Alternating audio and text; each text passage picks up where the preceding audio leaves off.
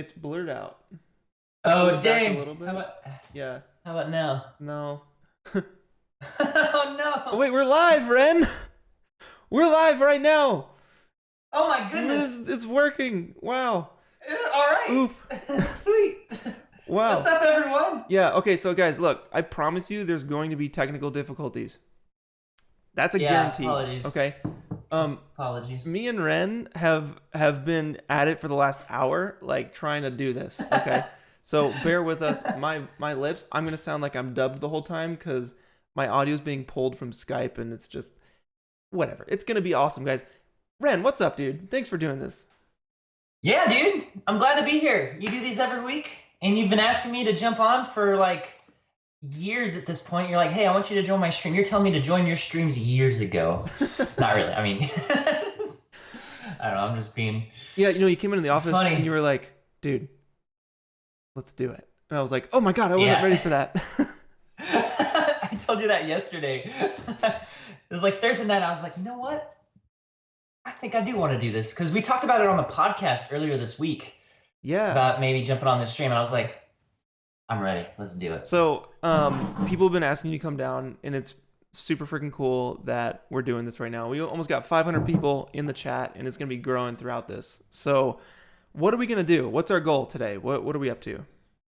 All right, so my goal is to create this looping animation of a OneWheel climbing a curb, which is something that I like doing on my personal OneWheel, and we did a whole video about it last year on the crew channel. I think, Clint, you were actually out of town when we made that video. Yeah. But yeah, it's basically there's this maneuver you can do on a OneWheel where you approach a curb, and at the last moment you kind of like do a tail scrape, and then you kind of like jump up the curb essentially, and the wheel climbs up it. And my goal here is to basically just animate that digitally. We have this awesome 3D model of a OneWheel pint that we got from Late Night Renders. His name is Reed. He actually has a really cool Instagram account. I recommend you guys check it out. A lot of cool renders and so anyway, he actually emailed me this year, like last year. He messaged me and being like, hey, I made this. I was like, that is awesome. I was like, that is awesome. I was like, he's like, do you want it? I was like, don't have to ask me twice.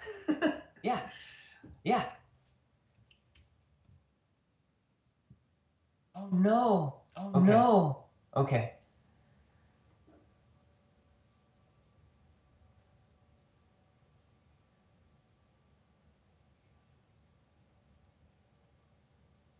Double audio all the way across the sky. Test. All right, we're in. Here we go. Check. My God, there's so many. Why is there audio though? That's weird. So probably what's happening. We're good. Yeah, we're good. It's good now? Okay, great. Yeah. Great. Man, there are a lot of people in the comments. I've got the comments pulled up on my iPad here, so like I can. Like I said, guys, there's gonna be tech difficulties. I'm out of sync. I know that. I recognize that. There's just too many factors going into this at one time. But hopefully, we're gonna be in C4D doing stuff, and you're not gonna be looking at my lips. You're gonna be looking at and then. That's the final level. Now give me some levels again. Again, no more levels for you. I am never talking ever again. Okay, I think we're set. How dare you ask? So I'm gonna be monitoring these levels here because, like I said, technical difficulties, they're gonna happen. But guys, let's just get into it. So. Wren, final levels. Give me some final levels here. 1, 2, 3, 4, 5. Sweet. Yeah, cool. So the plan is I'm basically going to texture the heck out of this thing, and I'm gonna make it look super photoreal. And then Wren is gonna take that, and then he's going to basically like animate the scene. He's gonna hand animate a scene in C4D. So we're gonna be working together on this. And combine forces at the end. So, yeah, that's the plan. I know I'm out of sync. I know it. Y'all don't have to tell me. I know these things, okay? Yeah, trying to get these double, like, I'm streaming to Clint, and Clint is streaming what I'm streaming to him, to you guys. So this is a weird setup we've not tried before, so apologies. Wait, it's still getting double audio? No! It's not, though. It's not. Wait, really? Guys, if we're getting double audio right now, let me know. But if not, give me some thumbs ups. Also, thank you everybody for the super chats. I appreciate you guys. All right. Wait, someone's saying we stole this idea from OneWheel Loop posted on Reddit. I don't even know what you're talking about, so. OneWheel, everyone's done OneWheel loops. It's fine. I know, right? NBV, thank you for the super chat. I appreciate you. He wishes you, what does he say? Wren, please convince some of the other corridor folks to learn Houdini. I dream of a future where corridor level tips and tutorials for that exist. I mean, we'll see.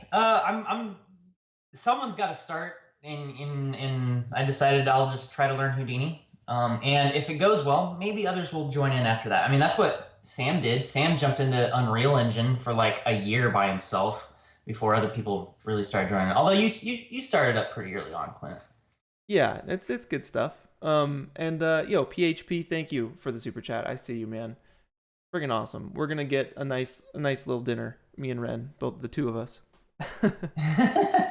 All right, so Wren, I'm gonna start texturing this thing in my scene here, and then I guess. So to be clear, the thing does already have textures. The guy Reed, he did texture it, but he made it like kind of like product worthy, where it's like a product shot. It's all clean, it's all nice. So you're gonna basically just modify these textures and make them like used. Here, yeah. I'll show you I don't know if it'll be blurry or not, and I'm afraid of changing anything in case it messes up the stream. So I don't know if this is gonna be that visible, but here's my V1, and it's like super scratched up. It's a little blurry. Let me get my pint. I'll be right back. Yeah, why it blurry? Whatever. Anyway, yeah, I now regret turning on the blur filter, and now I'm afraid of turning it off. All right, so we got this guy. Yeah, that's the corridor pint there, and it's also scratched up. So my goal is to get it looking like that. Get it looking nice. Wait. So I'm gonna scratch this thing up, and Wren, you're gonna hand animate this thing going up a curb, yeah? Yeah. Sweet. All right. So let's get to it, man. Alrighty. Okay, animation. Something I'm not particularly confident in, but I will get started. Let's see. Okay, I'm gonna save this as a new file. So Wren, let me know. I'm gonna be on your screen right now. Okay. And then I'll switch over to me when I feel like I got something to show, and we'll just go back and forth, and I'll let you know when I'm on you or when I'm switching off of you.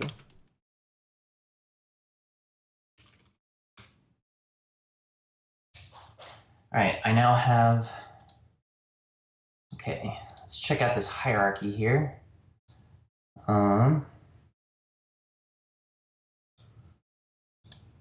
some lights. A board here.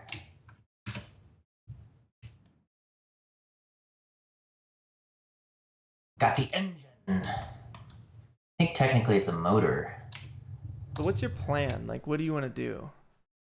So, okay, roughly, my plan is that I will first probably just start by modeling a curb of some sort. Oh my God, hold up. This OneWheel is massive. Uh-oh. Where's the...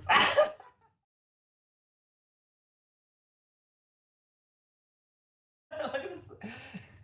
What if I like flew a drone over a parking lot and then like tracked in like a giant OneWheel in a car spot, like a parking spot? Oh, that's pretty hilarious.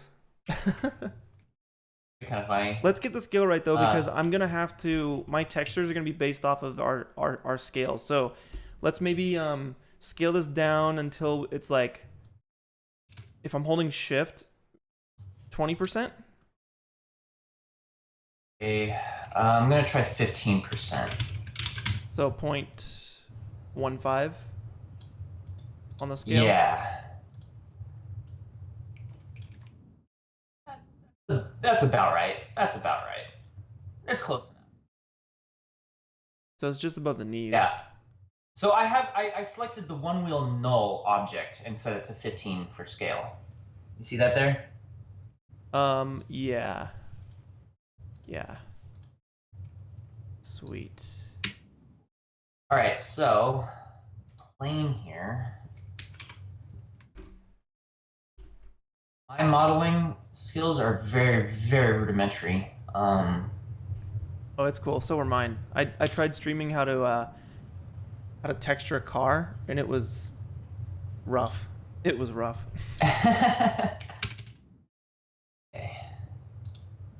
So that's a good tip for everybody, is to get your scale right. You want to get your scale right, because then all your stuff is kind of based off of the scale. So that helps out a lot.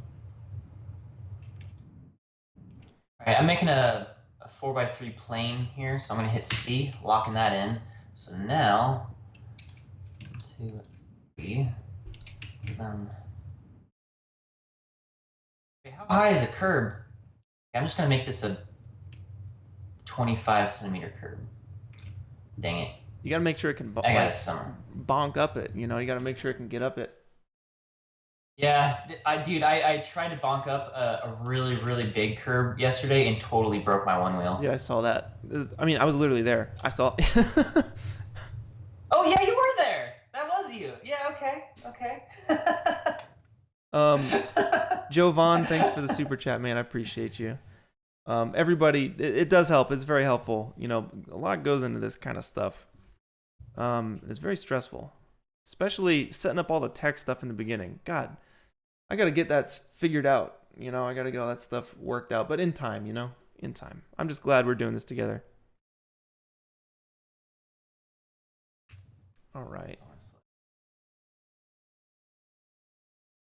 And if you're feeling, Ren, if you're feeling like you want to switch over to my screen, just let me know and I'll switch over. Okay. I'm gonna also. Sid, thank you. Thank you for the super chat.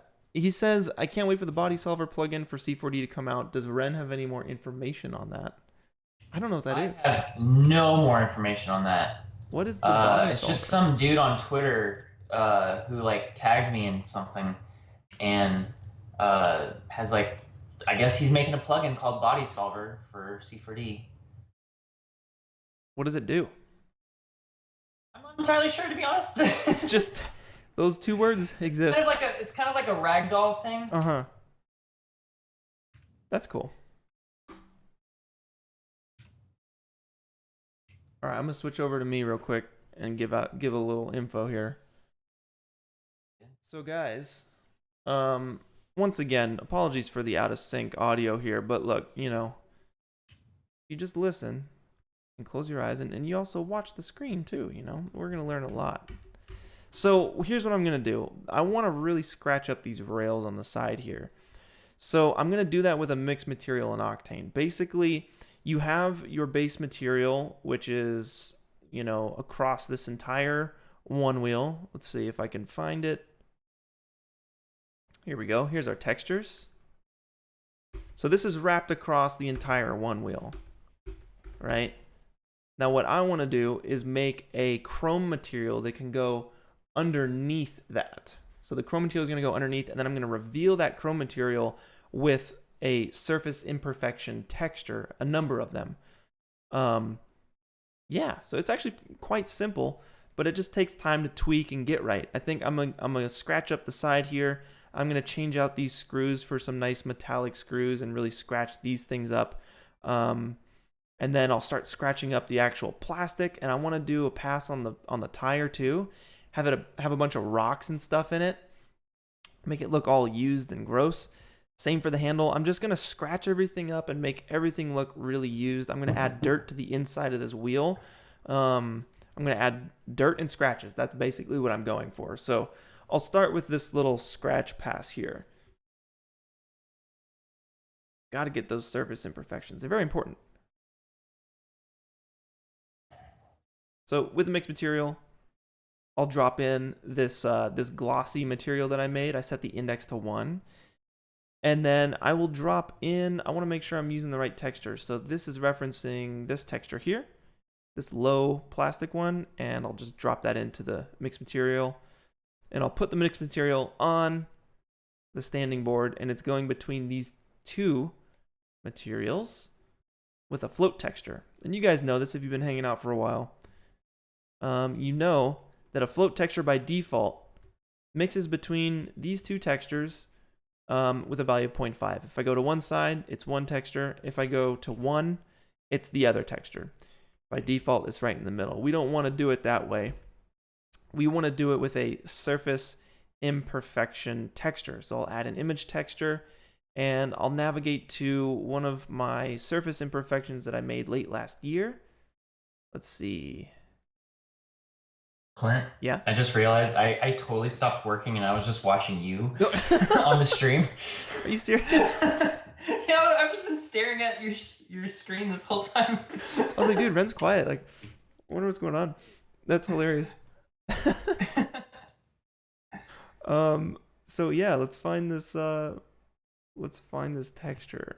Boom. I'll go with a 4K texture because we know we want it to be kind of close up and detailed. I'll start with this basic one. And by default, you can see it's revealing the scratched chrome, or the it's revealing that chrome texture underneath this clean texture here. But it's a little big. I want to be able to control it. So let's go ahead and give it a projection node, and we'll set that to box, and that's going to wrap it evenly around our model here. And then I also want to give it a transform because it's too small. So I think we can set it to like 10. Maybe it's too big. 0.1? 0.01? There it is. Yeah, it's way too big. 0.001. And we can crunch the gamma to like 4. So it kind of tightens up around those scratches. Maybe if you set it to 8, you can see that it's like the equivalent of of crunching down your levels. And if you do the opposite, it's going to show more of those scratches. So we'll set our gamma to 4 and scale it up 0.005. 0.005? How many O's do we want? 0.005.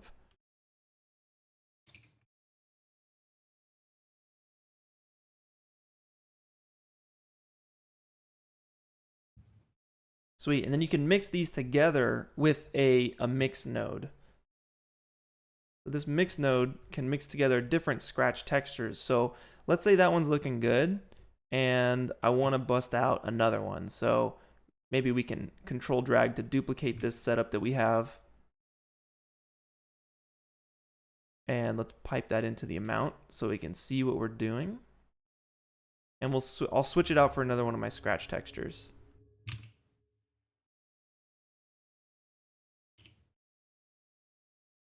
It's another subtle one. And maybe we can take the gamma of this one to 1 to have more of the scratches come through. And we can scale it down 0.001.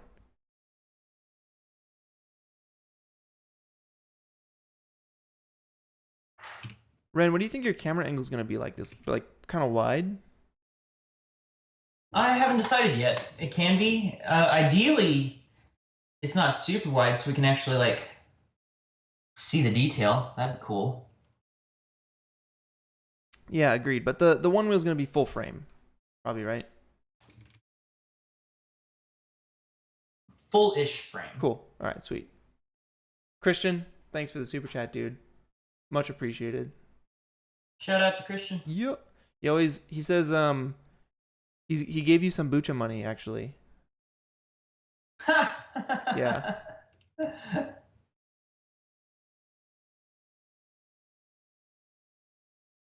All right. I think the tire is not uniform.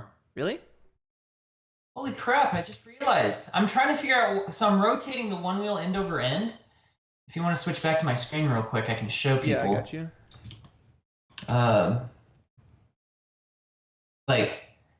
Yeah, you're on. So here's the ground right here, this little blue line. And if I rotate it, the tire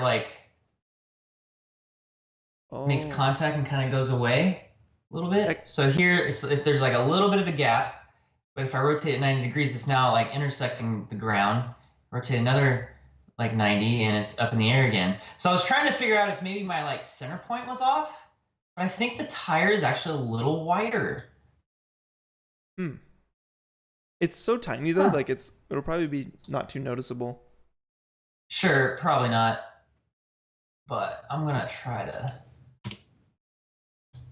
All right, so I'm on you, Ren. If you want to just like Just a little bit of that. walk them through what you got going on, I'll keep working on this texture.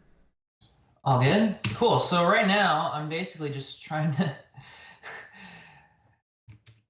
start figuring out, basically laying the groundwork for this animation. So I'm in my right side view right now, as opposed to like this perspective view. And I'm just gonna go through and start laying some keyframes for some motion. So yeah, maybe on frame 0, it's way over here. And I will go my coordinates and just hit my rotation. So that's 90. Maybe I'll set this. How high off the ground am I? 17.8. Maybe a little bit of gap. 17.5. That's a little less. 75. Split the difference. Sure. All right. Now setting keyframes for frame 0. Oh snap! Maybe You're moving it. You're like going to town. Are you rotating the wheel, or are you like moving it towards the curb? I'm just gonna block out the main motion of the board. Sweet. I think the tire rotation will be one of the last things I animate. And I'm not exactly sure how to do that. I might just, not how to do it, but what I'll do. I don't know if I can maybe link up some sort of system so that it actually rotates according to the linear motion of it. Yeah. I remember doing something like that back in my 3ds Max days, but I'm not sure if I know how to do that in Cinema. So I might just do it manually, but the tire spinning is not super important. So I want 100 frames forward, and I'm gonna go to right here. Oh man, this is a tall curve. This a tall curve. I'm gonna set my Z keyframe. So now, and now here, be like just shy.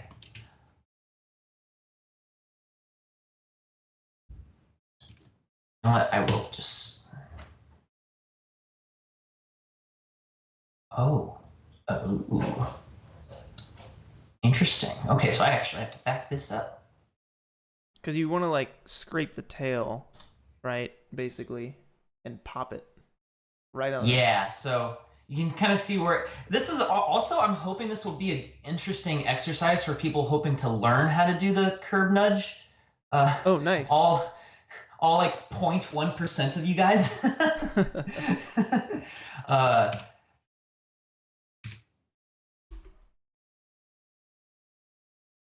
Because you'll get a better glimpse of what I'm doing here. So technically, right here is where I need to have that. So yeah, for those of you guys who don't know, it's actually possible to go up curbs with this thing. And Ren does it all the time, and he's basically doing a 3D version of it right now. So now I have to get this up a little bit further. So I'll probably make contact with the tire here, rotate that, and push up. Okay, that's a little too far. Split the difference. Something like that. There we go. Okay, now let's set those keyframes. Dude, it's so crazy that... Uh-oh. Wait, what?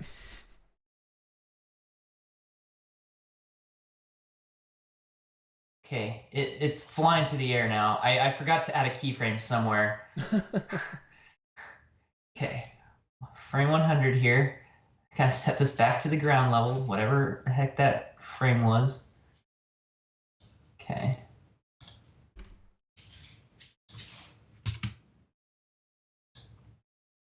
Dude, remember Remember when There we you go. got me All right. into Octane, Ren? Yeah. That was a long time ago. It was a while ago.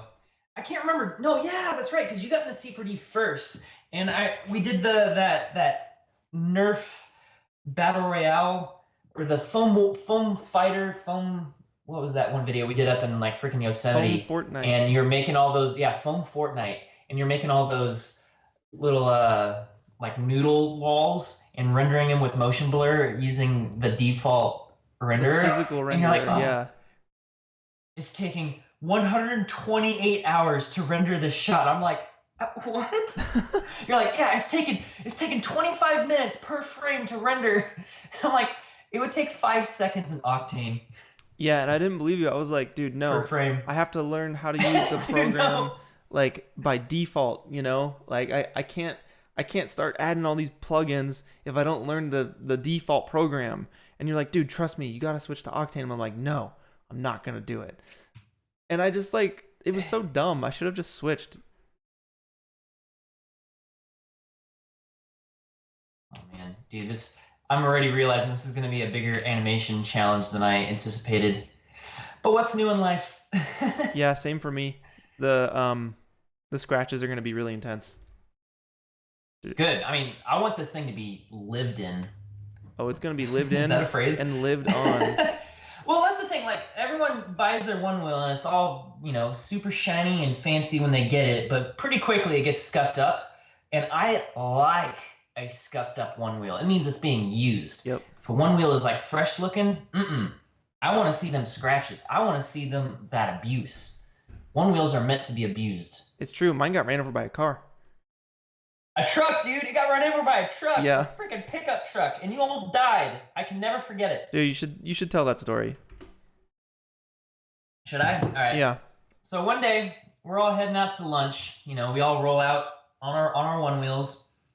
We're going down the street, cross through this big intersection. We're going along. And we had crossed over to the other side of the road. So now we're like riding on the shoulder of the road in oncoming traffic. It's a regular road, 2 lanes, one going each direction, but we're on the other side because there's like a bit of a shoulder there, like for parking spots, but there's no cars.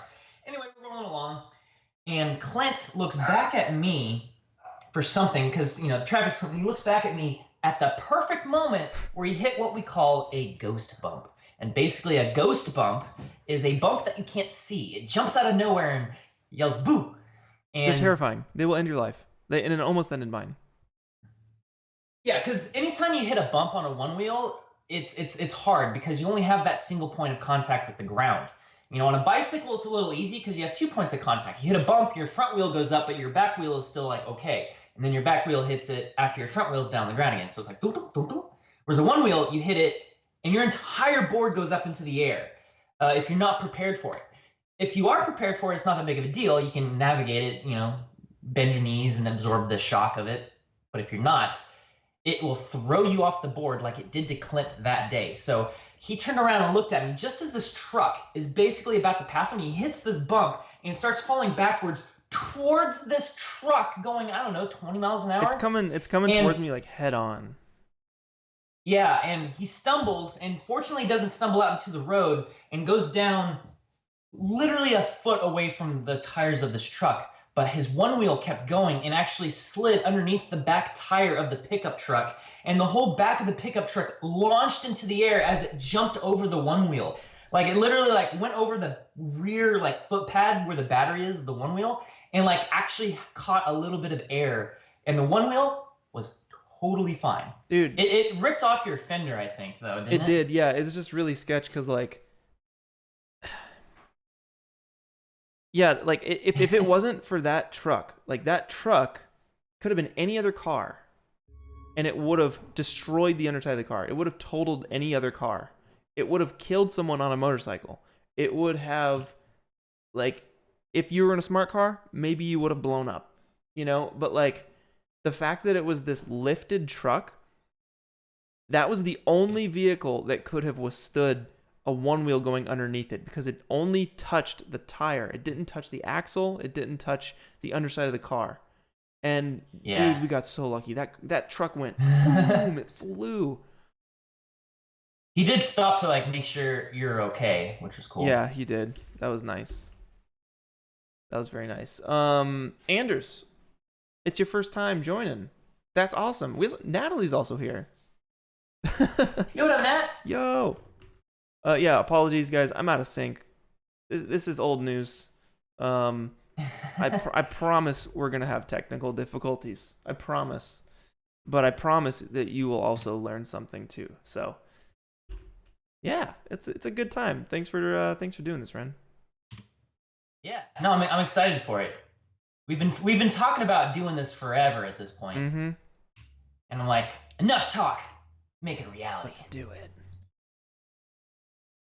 All right, so I'm texturing the heck out of this thing. I'm trying to just isolate where the material goes here. I'm just trying to keep it isolated.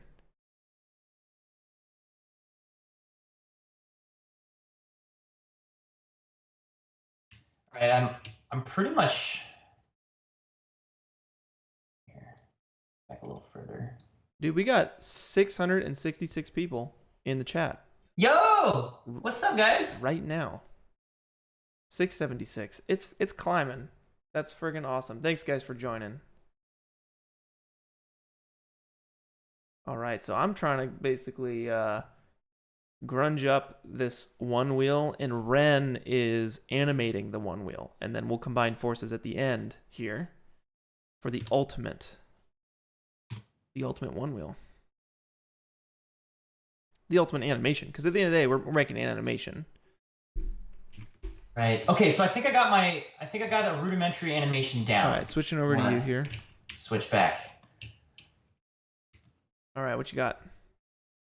Okay, let's see. So I'm still inside view right here. Just got it going. Tail slide into the curb. Climb up it. Oh, nice. So I'm just gonna play it. All right, super awful still, but it's the basic architecture of a curb nudge. Now I have to go through and actually get like the curves right, make sure there's no clipping, make sure the actual like timing of everything kind of works. But these are like the big sort of like points. You got the tail drag approaching the curb, and as the front foot pad of the board hits the curb, it actually starts raising the whole board off the ground. So technically right when you're hitting the curb, the tire itself might be upwards of like an inch or two off the ground. And you just kind of use that momentum to just kind of like pop up. So you're basically reducing all of your weight on the rear foot pad, and all of your weight goes to the front foot pad, and that causes it to tilt down. And then the tire actually climbs up the curb as you're doing that. And so the front still stays on the ground, tire is climbing up because your right foot is reducing all your weight off of it. And then you climb it, and then you kind of recenter your weight, and usually kind of pendulum swings back the other way a little bit, and then you got to give it some air too, like a little air when it pops up. I mean, boom, like right there. Considered doing that. Well, you don't get air on an actual curb nudge. You can, and I think this is a little too big to bonk. It'd be sweet though. I mean, yeah, I'm trying to make this as like physically accurate as possible to how the mechanics of a OneWheel thing works, as opposed to just like cool. Yeah, I got you. A thing. Let me tell you about this quick tip real quick. So if you hit Alt V on your keyboard, Wren. Alt V? Yeah, and then go to... Wait, did that work? Alt V. Yeah, and then go to HUD. HUD, yeah. And then there should be a frames per second checkbox. Why would I want that? Because then you can see if your animation is playing in real time. So when you play it, if you're getting more than 30 FPS, then it's playing in real time. Dude, I was getting 240 FPS. Okay, you're good. Yeah, you're set. Sometimes it'll chug if it's like you got too much stuff going on. If it does, you see that little film strip button on the bottom right? Right above your coordinates, your world coordinates on the bottom right. If you hold the film, yeah, hold that down, and then uncheck all frames. And then it'll actually play to your viewport frame rate. Okay. It's gonna look exactly the same for you though, because you're already playing at 240 frames. But if it gets Okay. chuggy, Fair enough. that'll be like a nice little like Chuggy. a way to see all your stuff.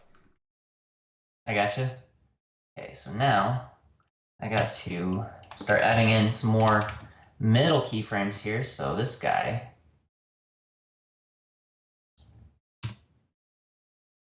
Dude, animation is so hard.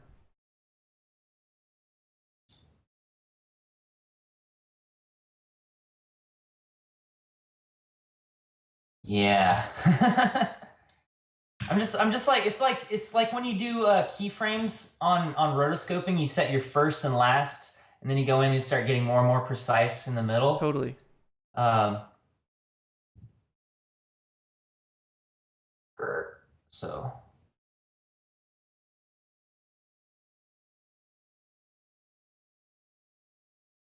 yeah, it's gonna be rough, dude.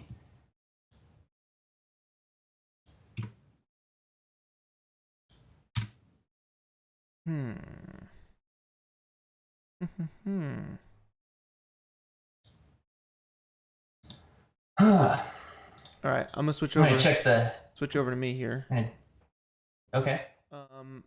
Basically, what I'm trying to do is connect my scratch texture to the bump texture, so the scratches actually look like they're being like pushed into the OneWheel. Oh, nice. Yeah. So basically, I'm using this scratch texture to differentiate between these two textures, like a base gray and the actual OneWheel texture. The OneWheel texture is like, it has the text on it, it has the pint logo here. This gray texture is the lighter gray that you're seeing through the scratches. So I think the best way to see this is like to probably get the sunlight in the right direction. That way I can actually get some shadow on the bump. Let's see if I can. It doesn't look like it's doing it. I'm wondering if I need to pipe. Oh, dude, we got Daffy in the chat. Yo, what up, dude? Oh, really? Dude! Daffy, what's up? Heck yeah. Daffy is quite the professional. Quite the man, indeed. He does a lot of things. I don't even know, like, what's the proper intro for Daffy?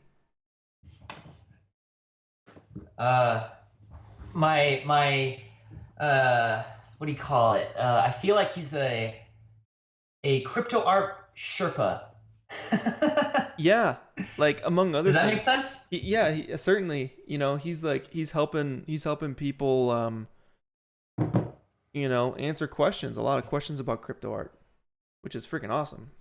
He's helped me out a lot. He's helped both of us out a lot. It's a very cool space that I am very excited to get into, and Wren as well. Yeah. Oh my goodness. Wait, okay. I am tired of my default keyframes going to Bezier curves. I need them to be linear. Dude, hit Control D right now. Control D, because I remember I saw Chad do this from Grayscale Gorilla. He did it in a tutorial where he set his default key interpolation. Set it to linear. Up top, first drop down. This one? First drop down. Set it to linear. Interpolation. Did I just do it? Yeah. Interpolation, linear. Yeah. Cool. So now all your keyframes are linear. Save. Yep. I'm gonna do that right now too. So if you want, because now I have to go with... Yeah, save it as your default scene. That way it'll always be linear every time you start cinema. Yeah, I'll have to do that next time.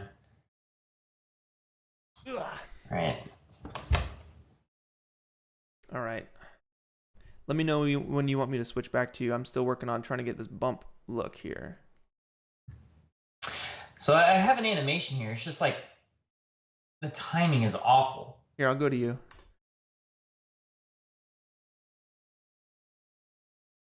Yeah, so here's the animation so far. I spent too much time trying to like get the specifics of the keyframes that I don't have their timing set up at all. Also. Got you. Okay, yeah. I mean that's I guess just like sliding around keyframes until it feels right, I guess. Yeah, pretty much. Yeah, because right now it's like it approaches the curb and then stops and then goes up and then continues. Mm-hmm. Whereas in reality, it's a very fluid motion. Yeah. Nothing like jumping in on the first stream doing something that I have very little confidence in. It's cool. We'll figure it out, dude. Yeah. Okay, I think I'm actually going to try to delete some of these keyframes and instead try to do the motion with curves. So Shift F3 will bring up my keyframe. A dope sheet. Dope sheet. It's a very. How do I get the? Oh, there we go. There we go. Dude, everyone's like, "You got this, Wren. Yes. You got this." Thanks, guys. I appreciate it. We got 700 people up in here right now. Thank you, everybody. 700. 700. We got 700 people. Yeah. Measly. Pierce. Oh my God. Wait, Jan. Dude, Jan's up in here. Wait, Jan's in here? Yeah. Jan! What up, Jan? Dude, that's awesome. Dude, Jan I is literally just dropped a reference to Jan and without even knowing that he's here. Yeah. Do you want to tell the beers story? Oh my goodness. Yeah, sure. So what was this? Like 3 years ago at this point. This would have been, gosh, February or March 2018. There is a rocket launch from SpaceX out of Vandenberg Air Force Base, which is like a couple hundred miles from here, maybe less than. But it's on the coast up northwest of us. And so they were going to have a launch at like 7 in the morning. And I was like, all right, guys. At the time, it was the 4 boardsmen. It was me, Jan, Clint, and Cliff.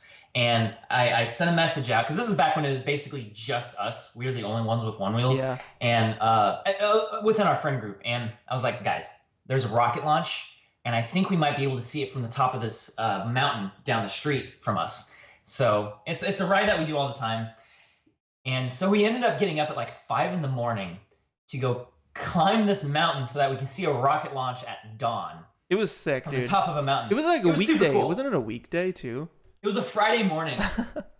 That's awesome. And so we get up there and we take our first break of the day. I think we had to charge too. We all brought our little batteries to charge. Yeah. And because this is before we had the XRs, we were all running freaking V1s. And so we get up to an overlook, and it's still dark. Like the sun hasn't quite risen yet. And Jan's like, anyone want a beer? And friggin' Wren, it blew Wren's mind. He couldn't fathom beers before noon. And like, I mean, granted, all of us were like, Jan. Before sunrise. Before sunrise. Before sunrise. And like, of course, it's Jan, so it's like, yeah, of course I brought beers. But everyone else was like, what? And Wren vocalized it, and he was just like, beers? And dude, we freaking lost it. It was so funny. We all looked back, we're like, Wren, what did you just say? Well, I remember being like, beers? What? Like just exploding. And then I look over and Clint and Cliff were just like looking at each other, giggling. I'm like, what are you giggling about? And it was like the same intonation when we called your clap measly, and you were like, measly! And you just said it in the measliest voice, dude. It's so funny. Measly! Oh boy. Okay, so my rotation here. I'm only rotating one axis right now, and I'm gonna keep that. X position. I have no keyframes on X. Got some keyframes on Y. I'm gonna make this bigger. Okay, cool. So this way, I'm gonna maximize this. This way. No. Uh-oh, what happened? What happened? Octane crashed. Oh no! God. Oh no! That means you gotta restart your program? Yeah. Dude, what if you had to restart your computer? Oh man. No, there's no way. That has yet to be a thing. That's good. Yo, That's good. Devon Williams up in the chat. You know Devon, right, Wren? Oh, I know Devon! Yeah. Wasn't he the dude who got, like, shot in the knee by an arrow? Yes. Like, 10 years ago? That was Devon. That was Devon. He was. No, I know Devon from more recent times, too, like when he visited and whatnot. Yeah, he was the guy who helped out on the Matrix the Matrix shoot and then turned into a lobster the next day, dude. Straight up lobster. Wait, Devon, do you still have all that hair? Of course he has all that hair, dude. I feel like when Devon cuts off his afro, he will be a different person. Like physically, mentally, and emotionally a different person. He will weigh one wheel less. That sounds about right. And then we got J-Boz up in here too. Dude, joke school president in the house.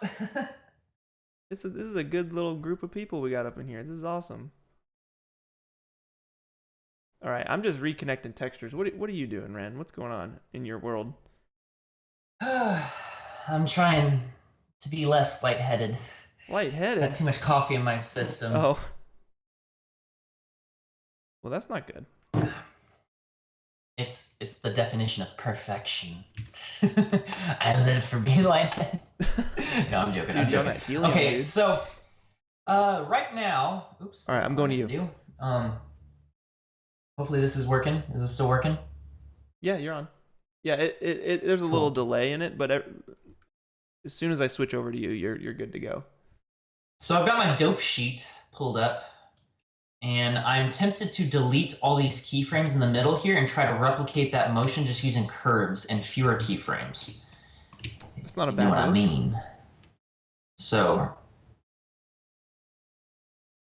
Yo, shout outs to Paul for the super chat, man. I'm glad you like the work and the personalities. Anytime. And Anders also, he says the C4D also have bump node like Blender. Maybe a bump node, but a bump channel. Definitely has a bump channel. So Wren, what do you think the benefit is between like having a ton of keyframes versus like fewer keyframes?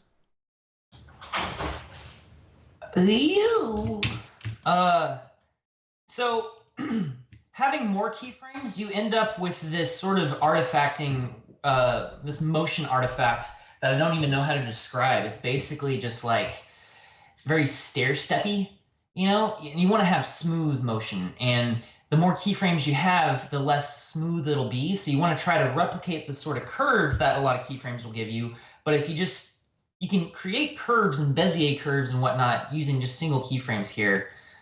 So if I but I don't specifically know how to do this. So if I set this to like spline, I can edit the curve. But I only have one. Okay, how do I get the Bezier curve on?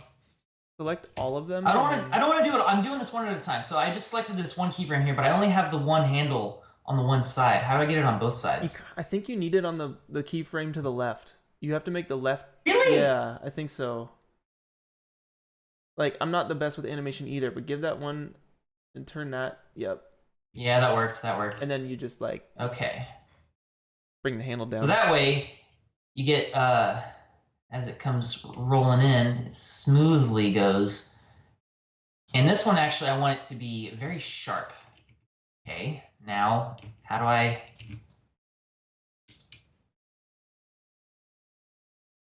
only control one spline? Control? I think. No, that just scales it in and out. Try Shift and Alt. Try those ones.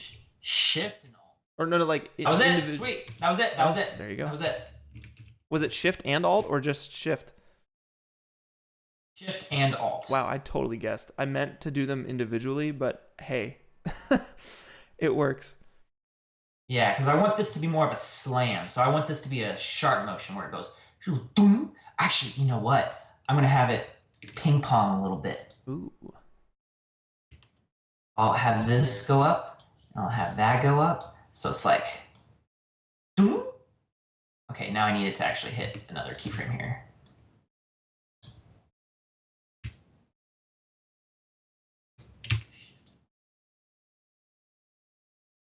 This is getting. Okay, I'm going to actually delete that one. Oh, snap. Dude, if this is a true tip, then it's blowing my mind. Komata, thank you for the super chat and the sweet tip. He says when cinema crashes, you can save the project. Just press left shift, right shift, and delete. There's no way. What? That's the trolliest. Dude, no way. What? What? Wait, okay, so if cinema crashes and it's like frozen and you can't get it to respond, you hold both shifts and then hit delete? Apparently it works. I don't want to try it. But it doesn't always work. I'm not. It doesn't always work. Yeah, what is that? Yeah, it's like Alt F4, dude. You can't get me with that. That's too old. Also, Casey and Cliff are up in here right now. Yo, what up, Casey? Yo, Cliff! Wait, where's Cliff? I just told the beer story. Did Cliff hear the beer story? I bet you. Maybe. It's right. He's right under the super chat. Yeah. He's like, wow, son. I literally just told the story about when we went up to the top of a mountain to watch a rocket launch. And I was blown away by Jan pulling out beers to drink before sunrise. That was awesome. So ridiculous. Oh boy. Dude, animation is hard, dude. Yeah, so is streaming, dude. Friggin' yeah. Streaming is very, like, takes a lot of your brain power, you know? You're like trying to focus and you're trying to entertain, but you're trying to focus on the thing, and then you find out you're being quiet the whole time, and then you I gotta say something. It's a lot. Yeah. It's a lot. Oh, I just realized Devon's profile pic is literally his afro. Yep. There's a drawing actually I did of him. A bucket of beers. I see you, Casey. Yo, Chase is up in here too. We got Chase up in here.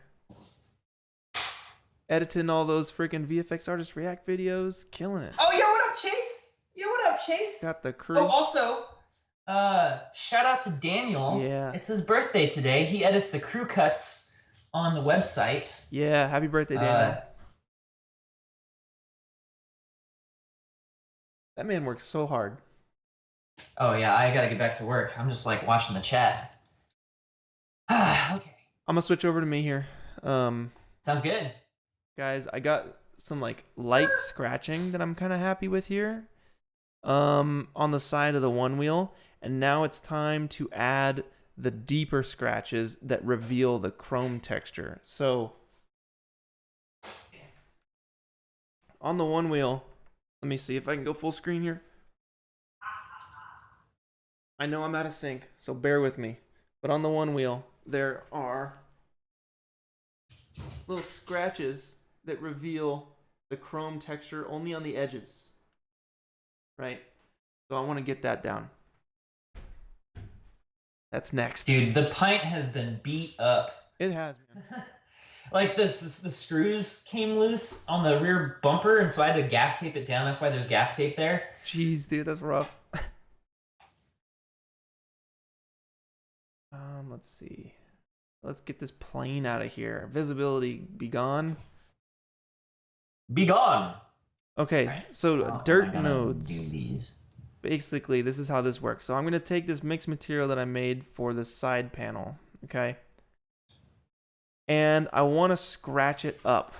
So what I need to do is make another mixed material. And I'm going to put this mixed material in it. I'm also going to put that steel, that glossy texture with the index set to 1. It looks like a chrome ball. It just has a little bit of roughness on it. I'm going to combine those two. And I'm going to put that on... Technically, I'll put that in place of this texture here. Bam. Now, I want to be able to tell this chrome material to only be on the edges of the model here. So once my computer is done crashing, I will show you guys how to do that.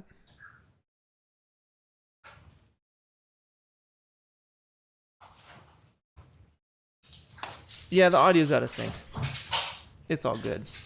There's gonna be some technical difficulties, but that's just the way it is. And it's just me too. Wren's all in sync.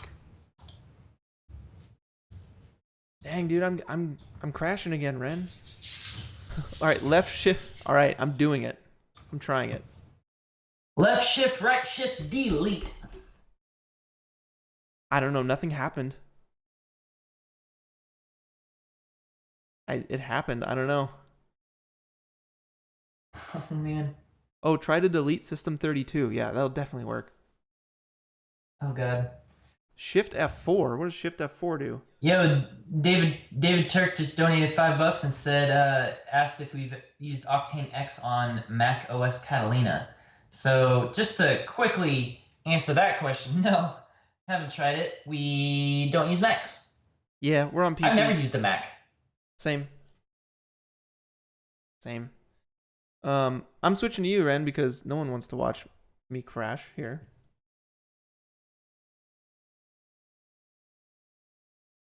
Oh, what a shame. Oh my god. Dude, my animation is awful. It's so bad. Let me see it. It's so Let me bad. see it. Blink. Hey, that's not bad at the top though, the way it like evens out. Are you gonna have it keep going? Because you wanna be able to loop all these over, right? Exactly, yeah. So I'm gonna have to figure out some sort of way to basically loop these keyframes. But right now I'm gonna focus on getting the animation working, and then I'll worry about figuring out how to actually like duplicate these keyframes so that I can have it like loop. Yo, that tip, it kind of worked. It did? Yeah, like I don't know. I honestly don't know how it worked or if it really did work, but like this is where I left off. That's weird. That's awesome. Yeah. I'm gonna try that next time for sure. Dude, it was so rough. I was working on that I was at the studio really late. This is like almost midnight Friday before the up video release, and I was at the studio trying to do that one shot with the house in the next to the windmill and then the Statue of Liberty. Yes. Yeah, I remember And that. I did a whole bunch of stuff, and then it crashed on me. Oh no. And I was like, oh, that sucks. And I boot it back up and realized I didn't have autosave turned on at all. Dude. And I lost about an hour and a half of work. That is so rough. Because I guess I just forgot to stop saving. And you know, I know better. I definitely know better. And I'm usually pretty good about saving frequently. But it was just that one time where I forgot to do it, and then it crashed on me, and I lost all the work. And it sucked. But of course, because I had to redo the work, it ended up being better. That's the Andrew Price thing, right? Where he's like, yeah, you do it over again. Like he's crazy.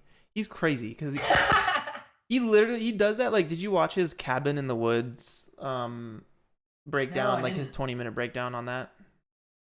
No. Nuts. So basically, he walks you guys through how he did his cabin, right? And then he's like, yeah, I spent 2 weeks like getting this scene all nice, and then I deleted it, and then I did it over. What? Yeah, and he was like, but his reasoning was because like I may have like toggled something I didn't mean to toggle, and you know, and a bunch of other reasons. And he just redid it in like a day, and it was cleaner and it was nicer and like it was a bit more organized. And I was like, man, that's crazy, dude. So yeah, if you mess up and you lose all your work, it'll be all right because you'll do it again much faster. Daniel, thanks for the super chat. Appreciate you.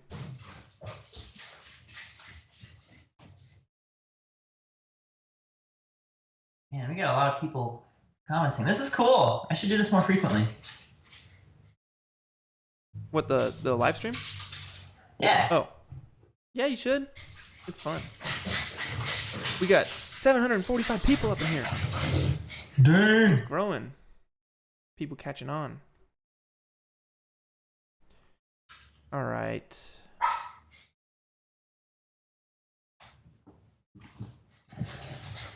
So I'm trying to get this dirt node to work properly here. I'm actually gonna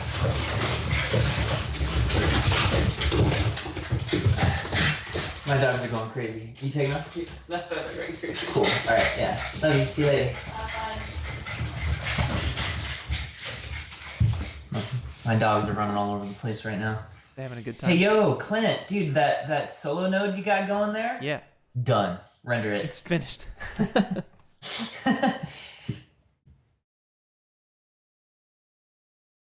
Yeah, I'm trying to get Hmm. Yeah, I feel like the spread maybe needs to go up or something. Maybe the distribution. I'm not seeing enough of this metal. Paul, he wants this to get back on the Mac PC topic. Because, for example, programs crashing is much rarer on a Mac as far as my experience goes. I don't know. I've experienced the Wheel of Death many times. But the reason I use PC is because I love playing video games. So, you know, I grew up with one too. And my dad built PCs. And yeah, that's kind of what I'm used to. David Turk is like, it crashes all the time. Yeah, your computers are very complicated things. You know, they're gonna crash. Yeah, yeah. There's no such thing as a computer that won't crash. You know, it's like. That's very true. So I'm just trying to get this scratch texture up in here. Right, radius 0.5 maybe. So.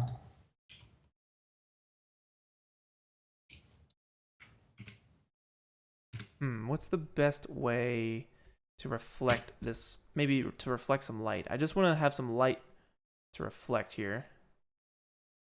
Yeah. Push this back. Because I need to see where these scratches are taking place. I could do the solo trick, you know. And let's definitely turn that light down. But this will help show me what's shiny versus what's matte.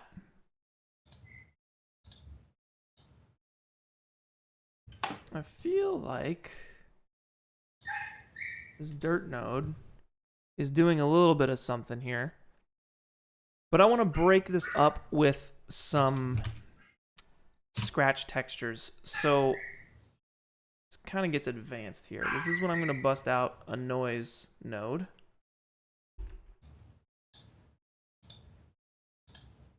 Come on. What the heck? Noise. Octane noise. Sweet. Projection. With noise, I always set the projection to XYZ to UVW. That way it perfectly wraps your noise around any objects. And then I set my contrast to 100 always. Because that way I'm actually able to see what I'm doing. And the transform looks like it needs to come way down. There you go. So I'm using this noise map to break up my scratches and whatnot. So from here, basically, we want to combine this with the dirt node. So we want the dirt node, instead of being uniform across the entire edge of this thing, we just want the scratches to be on certain parts of it. So let's see if we can get our dirt node back up. And that's kind of going across the edges of this thing. Our radius, we can go to 1. And then just so we can see clearly, I'm going to boost up the strength, which we will take down in a minute. But then I think I'm going to use a multiply node. I believe it's a multiply node to combine these two textures together. Okay, it's not. So we need to do, let's try flipping them. Okay, that didn't work. Definitely not a multiply node. Let's try an add node. And we'll pipe the dirt in there. There you go. You see that? You see how it's like the noise map is only on the edges, and instead of across the entire edge, it's just the noise. So what we want to do now, instead of doing it with this noise, I want to do it with a scratch texture. So let me take another one of these. Let me actually take this multiply, this mixed material setup we have. I'm going to copy it, control drag, and just move it over here. If you hold shift, it'll grab the entire setup. And we'll just bring this on over. So instead of the noise, I want to use this scratch texture. So let's see what this looks like. Yeah, there you go. So now it's only scratched up on the edges there. That looks super cool. Yeah, that's awesome. And then if we want to go to the next level, we can actually use this whole setup with this add and everything, like this whole tree. I'll delete the node, or the noise. Let's take this whole setup and apply this to the bump channel right up in here on the chrome material. That way, it actually eats into the board. I'm gonna try that. So I'll throw that into the bump, and you can see it's kind of eating into it just a little bit. Maybe I need to invert it. It's hard to tell.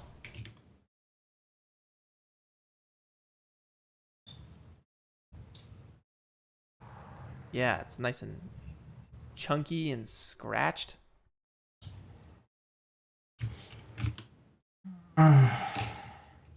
That's pretty sweet. I'm happy with this. We can get rid of this light. And we want to make sure, so you see all these fireflies, all these little dots here? We want to get rid of that. So the best way to do that is to go to your Octane settings. We have way too many samples, so let's set that to 1,000, and it's the GI clamp. You set that to 1, and it kind of takes care of it. And also, we just need a couple... You know... Go ahead, yeah, go ahead. I always set it to 1 as well, but on that crystal render I did a week or two ago, I had to up it to 10. Oh, really? Okay. Because when I set it down to 1, the light from my scene wasn't really interacting with the crystal the way I wanted it to. And upping the GI clamp brought back a lot of those highlights that were just being clamped out, I guess. Yeah. But if I set it to its default, way too many fireflies. But 100 was too much, and 1 was not enough. Okay, interesting. Yeah.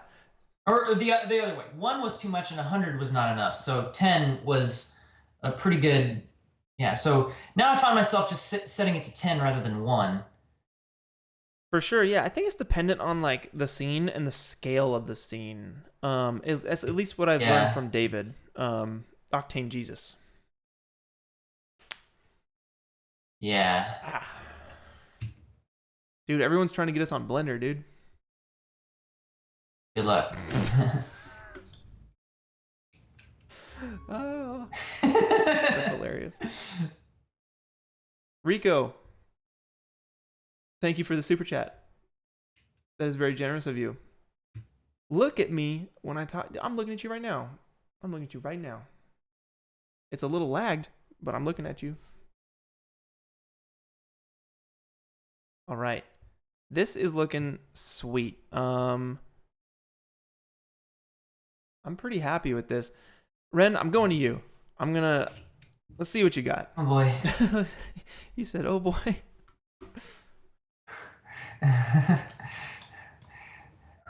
What you got going on, Wren?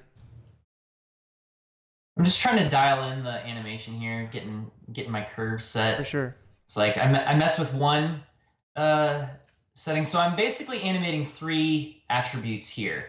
My Z position, my Y position, and my single axis rotation for P, I guess. I don't know what axis P is, but anyway. This one that we're looking at is the axis that I'm spinning. So got like a little bit of a bump as it comes down.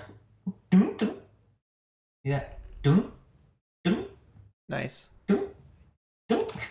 Yeah, but now I'm trying to get this to work. So right now it's not doing anything technically accurate. Like now it's up in the air and then accelerates forward. So I have to kind of keep my Z position constant throughout all of this. So I'm going to take both of those keyframes and delete them. And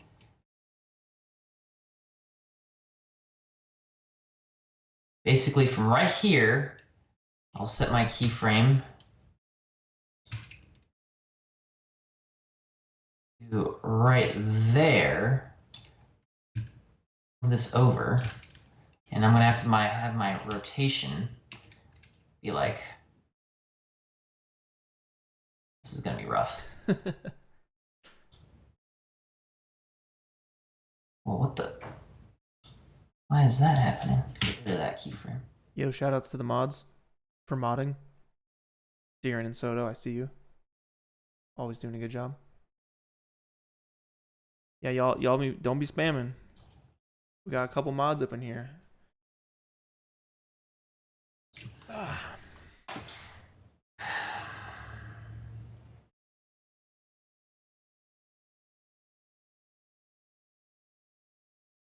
Wren reading Motors chat. and physics. Wait, what? Oh no, I looked at your screen and like your head was just like looking into the corner. I was like, oh, you're just reading chat. Yeah, no, I just went over there just to check up on it real quick. Someone mentioned I should do this with motors and physics. Joel Machimer? Joel Machimer. Oh, Machimer. dude, that's Sorry, like the Chris Schmidt method is to do it with physics. Actually, And I was actually considering that. The problem is I have no idea how. But I was like, what would be ideal is if I can actually rig up some sort of dynamic system so that it just automatically doesn't clip through the ground. And all I have to do is animate like one attribute where basically it's like, all right, it approaches here and then goes up to here. And then like the rest of it just kind of like sticks. I don't know how to do that. So I'm just kind of manually brute forcing it. So what if I delete that keyframe? Nope, definitely needed that keyframe.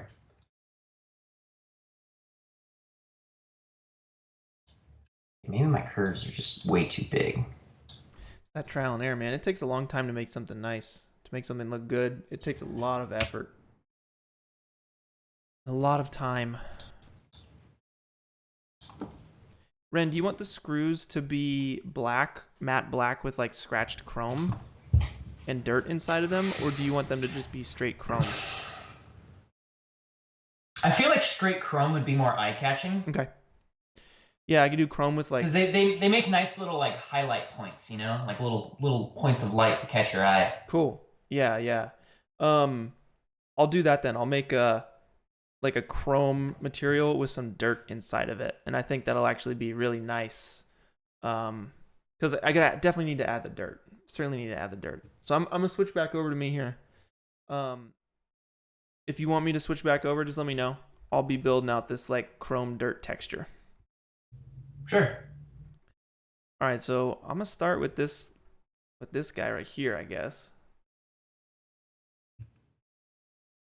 Boom, we'll grow this out. UY is the shortcut to grow your selection.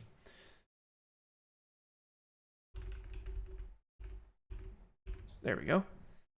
I'm gonna make a new chrome material, which is just glossy, and we'll click and drag and put this guy right on here.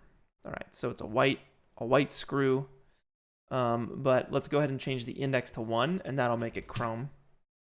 And we'll give it some roughness because that looks a little weird. So 0.1, maybe 0.2 roughness. Graham, I think I'm saying that right. Maybe not, but say, hey, Clint and Wren, just wanted to say you're both my favorite Corridor cast members. Oh, that's awesome. You're learning Blender. Thanks, dude. And these streams help. Keep it up. Yeah, thank you so much. That is awesome. I'm glad that you're learning something. Thanks for the kind words. Okay, so we want to put dirt up in this thing. We can't put dirt up in this thing unless we have a dirt texture. So let's just go ahead and make one real quick. I'll make a diffuse material, and I'll just... Oh no, Clint. What? I need help. Okay. Come back to my screen. Okay. All right, I'm on you. What's up? I don't know what I did, but now I can't select my keyframes anymore. And when I try to do that, I end up with this like time selection. How do I get out of this time selection? I don't know, but I'm sure someone in the chat is about to give you the answer. Heck yes, son. What if you close your dope sheet and reopen it?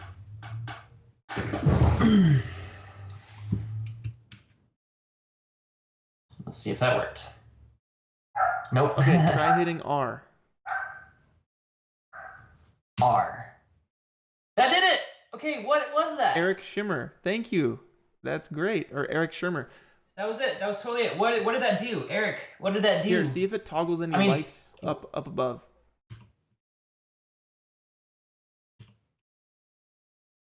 Something's changing. Yeah, you see that when you hit R? Yeah. So what is that switch in between? I don't know. Oh, Don! Yo, we got Don Allen the third. What's up, dude? Don, yo, what up, Don? Hey, man, I am currently listening to your conversation with EJ. I'm like 2 hours in. Your YouTube video, your Instagram live stream. A lot of great information in it. I've been watching it. Yeah, man. Same. Yeah. Ren sent it to me last night, so I was watching it last night. That's freaking awesome. Yeah, Don is amazing. He's a VR, XR, CG artist, and yeah, he uses cinema. Educator. Yeah, he's an educator. He worked at DreamWorks educating for a while. Now he's doing his own thing. He's doing crypto art, and he's helped me and Ren both a lot learning about crypto art. So we're very, very excited to get into it. Speaking of crypto Sherpas, Don is another crypto Sherpa. Yep, crypto sensei. Sensei, yeah. Seriously, yeah, he's like helped me and Ren so much. Definitely give Don a look here. He's got a lot of good stuff on his channel. All right. Play. Okay, we're getting closer. We're getting closer.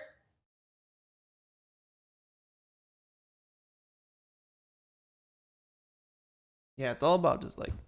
It's just way too fast right now. But it's kind of getting there. Yeah, your motion is good. It's all about. It's getting close. Closer. I wouldn't say it's close, but it's closer. Yeah, definitely. Tabby's like, all the Sherpas, yay! Oh boy. Heck yeah. Crypto sensei. I like that. Yeah, crypto sensei sounds cool. But Sherpa, I was using Sherpa because he's like guiding the way, you know, like helping us down the trail, the path. Yeah, absolutely. Because it's a very new space and a lot of people don't know about it. A lot of people don't know how to do it, even if you're an artist, you know, and Don has been helping with that. And same for Daffy as well. Yo, I'm just psyched that on all the biggest crypto platforms, I got the username WREN. Yeah, dude, that's sick. Yeah, that's when you know it's like early. Super early. All right, so 2 super chats to get into. NBV says, more leverage for Houdini. Tell Sam about Houdini engine. You can modify procedural assets in real time through a game engine. Interesting.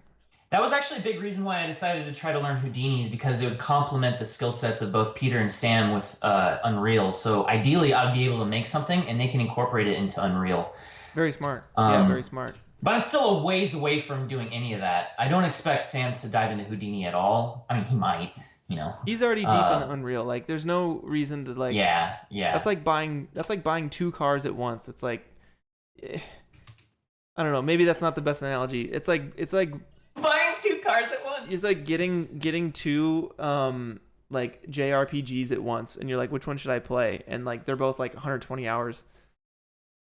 127 hours. And then Rico, he says, what did Nick think about our R-rated Spy Kids idea? And this was actually something that you guys have been talking about. They're like, oh, do an R-rated Spy Kids. And me and Peter were on the couch at the same time when Nico was like, what are we going to do next? And both Peter and I looked at each other and were like, Spy Kids. And it was perfect. I think it's definitely something that we're thinking about. So we'll see. I don't know. All right, back to it. Yeah, they're saying I should look at the Curb video that we released last year as reference, but guess what? I don't need no reference. I have... Come on, keyframes. You can do it. Zombie Slayer, man, thank you. You guys are killing it with the super chats today. Thank you so much. He says, hey, Clint and Wren, been binging corridor videos for weeks to de-stress after work to land a job starting on Monday as a cybersec consultant. Sweet, congrats. That's awesome. Congratulations. Yeah. Thanks for the super chat, and thanks for hanging out with us.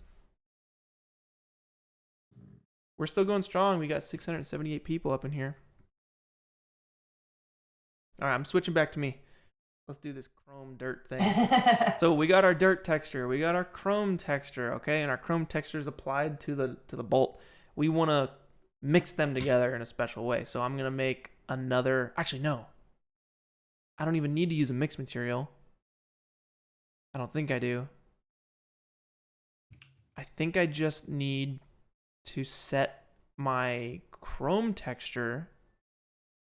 No, I'll do it with a mix material. Why not? So I'll make a new mix material. I'll apply the dirt and the chrome to it, right? And I probably should be naming all my stuff, but you know, we're moving quick here. I'll apply it and make sure that my selection tag is applied. Sweet.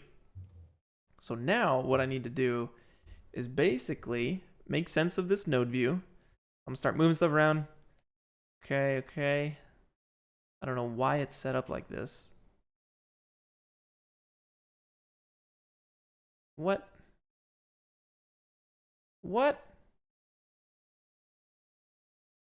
Oh, that's a bug. Yeah, I love that our friends are jumping in the stream here. That's so cool. It is, man. Yeah, it's freaking sick. Thanks for showing up, everyone.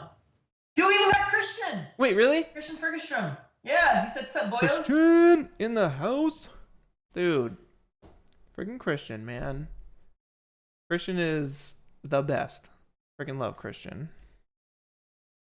He's got everybody in here. It is popping off. We just need Dean, and then we can play Smash Bros. And we can 3-stock him. Yeah, Dean sucks at Smash. I mean, if we're being honest about it. Yeah, I mean, if we're being completely honest, he's like trash. Yeah, straight up. Like when you know, Tuesday is trash day for me. So every time I wake up on Tuesday, I just think of Dean immediately.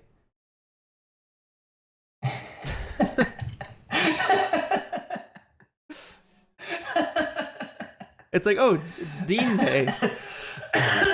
Dean Day. So we didn't have enough time to set up the Smash Break like stream setup, but I definitely want to do that for next time. I want to have a Smash Break set up so we can just take some Smash Breaks together. Not this time. It'll have to be next time. It was a really good idea. But, you know, that idea panned out just about as well as Dean playing Smash. It's true. Might as well not even try. Actually, no. That's an insult to how well this stream is going. I love it. And Dean's not here to defend himself. Getting that trash talk. All right, so I'm just trying to adjust my dirt node so this thing works.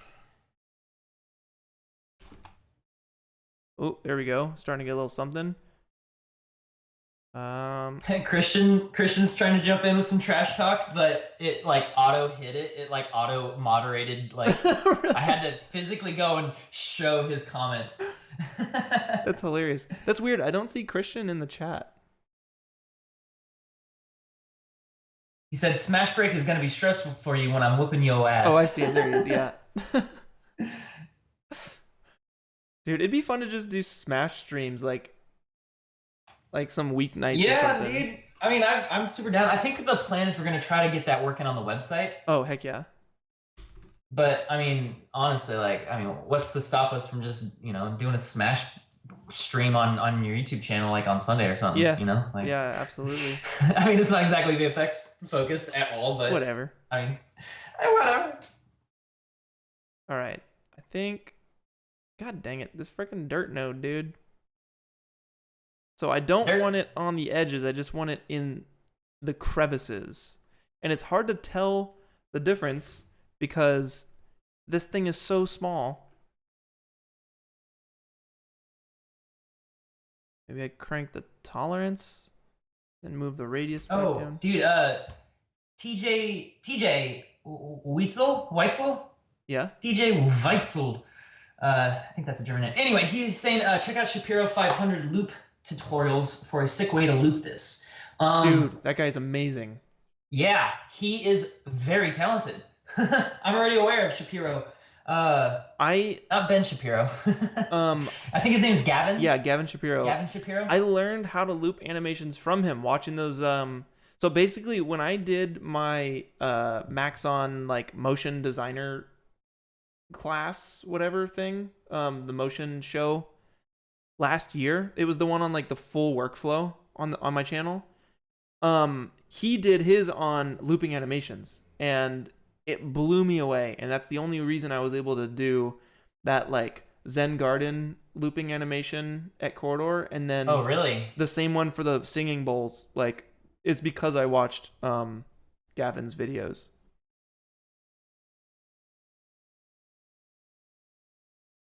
Boy, dude, my animation. Oh my god, it's getting close. Getting this rotation curve down is challenging. Dang, I'm like running into dumb issues with my dirt node here. I feel like it should be working better, but I think it's just on such a small scale.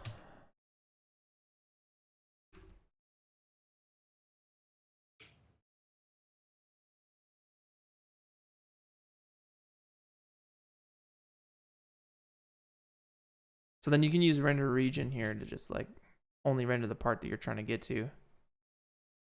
But I think at the end of the day too, it's like we're going to be viewing this from way out here.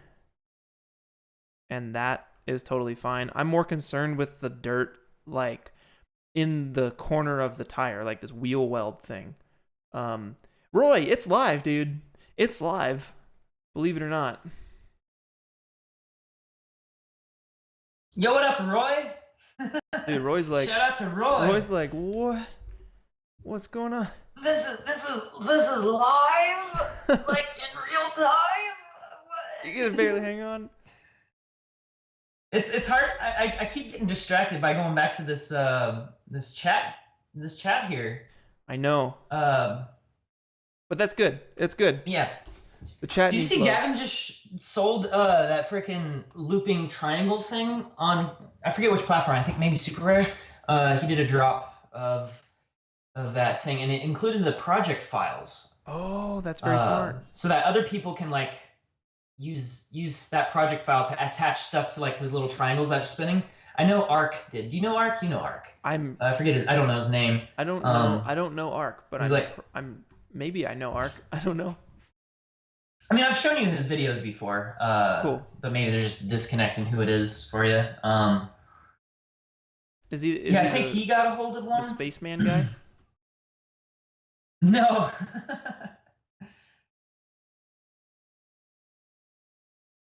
All right. Yeah. Oh, dude, Cornelius sold his I don't know if it's still up or not, but it's the Octane, not the Octane splash screen. It's the like the 2069 AD one. You know the one I'm talking about, where he's like looking up at this sci-fi graffiti wall. Maybe. I know you've seen it, dude. Like, probably. It's some of the craziest CG work. It's Cinema 4D and Octane. Didn't he do?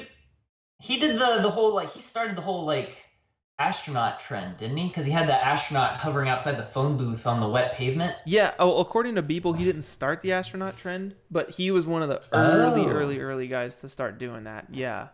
Fair enough. But yeah, he's the guy. His art is on the Octane splash screen of the astronaut in the phone booth. That's Cornelius.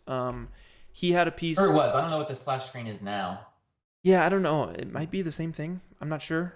But his piece was up on Super Rare last night. I checked it, and it was at 10 Ethereum last night. Really? Yeah. I hope it's more at this point, which is about $20,000 for that piece. Yeah, that's crazy. Yeah, it's insane. Because I was marveling at his freaking syringes that he put up recently. Mm-hmm. Yeah. He made these like super high-res syringes, and he did something that I found very interesting because he added dust to all those syringes by basically voxelizing the model, like using the volume mesher, you know? And so that way he was able to retopologize it to be really, really low poly. And he then used Octane scatter on a couple little tiny pieces of geo to scatter it across the syringes, and those little tiny pieces of geo are dust. Yeah. And using Octane scatter, he's able to get a whole bunch of it. But so that's a way to like kind of get that extra little detail on top of the syringes without using texture maps. you know, and it's like It's so it smart. catches the eye differently. Yeah, it Or the catches the light. light. Yeah, it definitely catches the light. And if you backlight it, it looks like hair. I mean, it's basically hair standing up on the end of your model, but it's just scattered, little pieces of geometry scattered around. It's perfect. All right, I'm feeling pretty good about these bolts as well as the side of this thing. I might do a version where no, I got to keep moving. I think it's time to do the wheel well now and actually have some dust collecting on the inside of this thing. I think that's the way to go. Ren, you got anything to show, or should I stay on my screen? I mean, I'm still kind of in the same spot here. I mean, feel free to send it over for a quick update. Yeah, here you go. Boom, it's on you. I'm gonna actually grab some water while you give everyone an update. Okay. So I will BRB.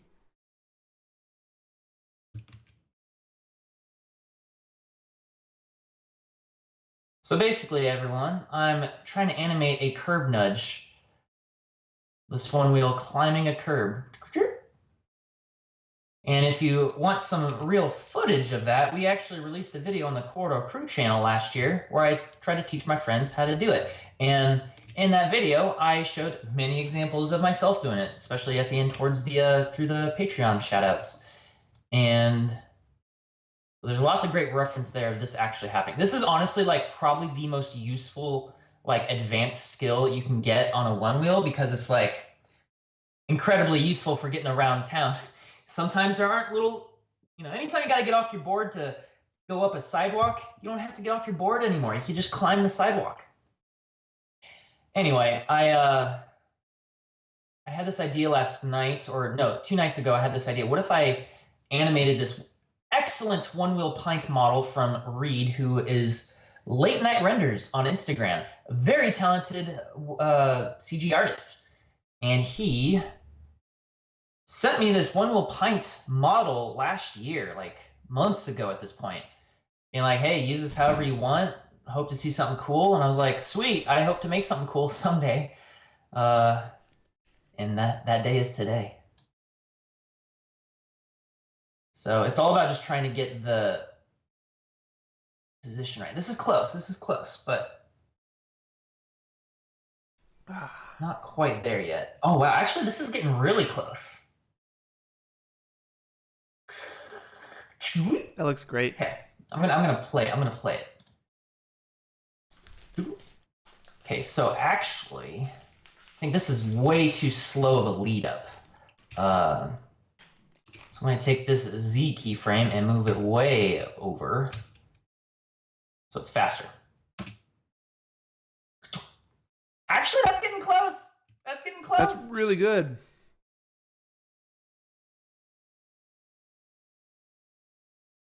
About that fast.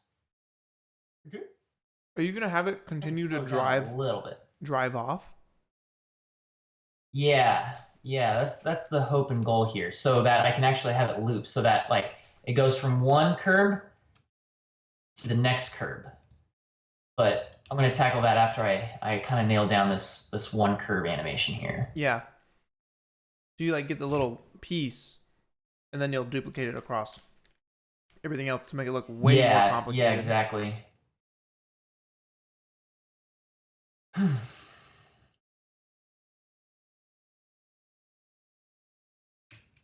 I'm just enjoying a little cookie snack, and then I'm back to texturing. Oh yeah, McDaffie. That's the piece. 6088 AD. 6088 AAD.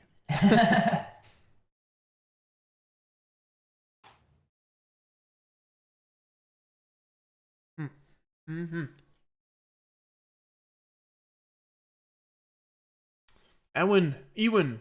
Ewan.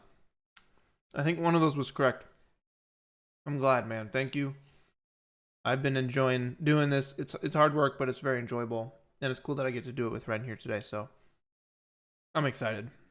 I'm excited for this piece too, man. Like, this is gonna be cool. Nice little collab. Sweetest Gravy 9. That's it. Send tweet. No, he said, to animate the OneWheel, you should make the tire a separate object, parent to the body, and rotate it independently from the body. That is actually my plan. That is exactly what I intend to do. It is already a separate piece from the body. It is parented correctly. And once I get the sort of animation for the whole OneWheel climbing this curb here, then I'll go through and actually do the animation for the tire so that as it's rolling along, we get the correct rotation for the tire. Sweet. And the motor so the motor will rotate as well. Sweet. Ba-boink. That looks great, man. That looks really good. Here, I'll play it. Okay. I think the snap is a little on the quick side, and it's still technically clipping. So I wonder if I can delay this a little bit.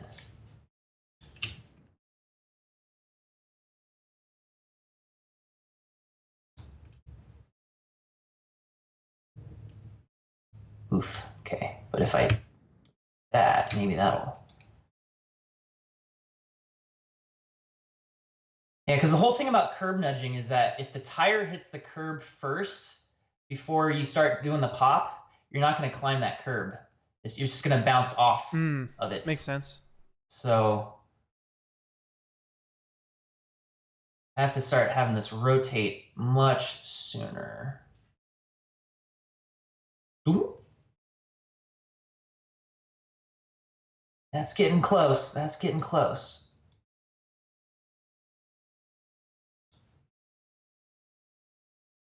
Oh, dude. Oh, yeah. We're getting there. We're getting there. Sweet.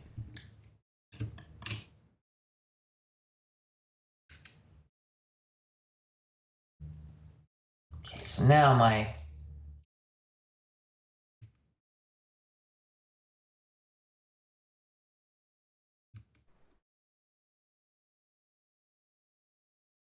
I mean, I guess if the tire's clipping through the curb a little bit, it won't be that big of a deal, right? No, because it depends on your angle. Like, you're probably not going to be looking at it from that angle, right? Yeah, probably not. I was just kind of hoping to avoid using a curve here on the Z-axis. All right, I'm going to switch back over and yeah, sounds good. talk about... Dude, I'm gonna take a moment to... yeah, take a break. Watch what you got. Sweet. I want to see these textures. Carnitas. Thank you for the super chat. And I got you, man. Yeah, we'll get some more live streams like this. It's fun doing it with partners, man. It's a little easier on just me doing it, and I think it's more fun for everybody. So it's a good time. All right, so I want to get some dirt collected up in this OneWheel. Let me give you an example real quick. So I don't know if you can see it, but inside of the wheel, there's actually like dirt and like fingerprints in the wheel well. It might be a little hard to see, but it's definitely there. You can... Oh, dude, you gotta get that rim scratched up too. The outer rim next to the tire, that always gets scratched up. Yeah, absolutely. But yeah, there's you see like little dirt prints. There's like fingerprints in here. And yeah, I want to get that. So I got my dirt texture. It's just a, diffuse solid. It's just one color. And I also have the engine itself that came with the model. I'll be right back. I gotta go wrangle my dogs who are outside apparently. Yeah, go for it. So I'm going to use, again, what we did for the screws. I'm going to use a dirt node. So that's the mount, right? It will be with a dirt node. And you can see it's already kind of working. But let's tweak it a little bit here. Let's set it to 10. All right. And we want this dirt node to be... Yeah, we want it like that. It's on the edges. So then we can scale it back a little bit. We'll set it to 1, and we'll set the radius to 2. So there's like a bunch of dirt kind of in this area. in all the grooves and whatnot. So maybe let's see if we can't keep working this so that it kind of meets towards the center. So maybe the radius is 10 like that, and the strength is 0.5. Maybe we can pull back the spread. Whoa, that looks funky. And then I'll render the region so we can get a quicker preview of what we're doing. So this is a dirt layer across everything, but we want to throw it down with or rather break it up with a surface imperfection. So let's get rid of that, or not get rid of it, we'll unlink it. We know that this is where we want it to be. So let's bring out our next thing. It's an image texture.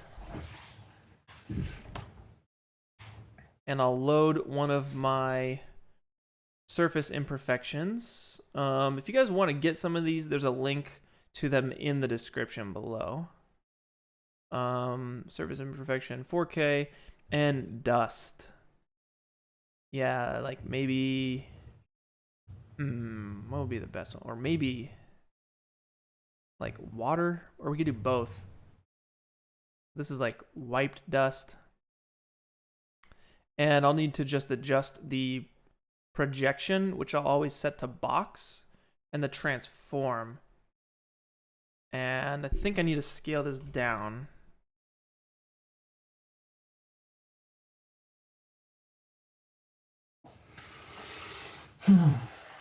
And maybe take the gamma, let's see, invert it. Ooh, there we go. I'll be right back again. Yeah, sounds good. So that's getting a nice like dirt kind of smeary look across everything. I'll scale it up a little bit.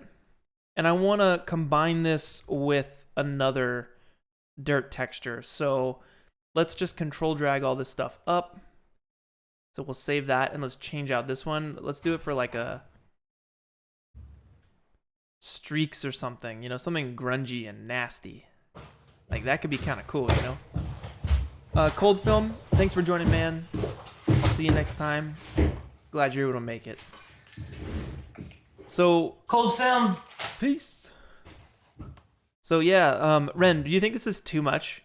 This like grungy wheel texture? Like I'm gonna combine them and scale it back a little bit, but do you think having this like one drippy streak will be too much for the like rotation of the wheel? Yeah, maybe it's a little much.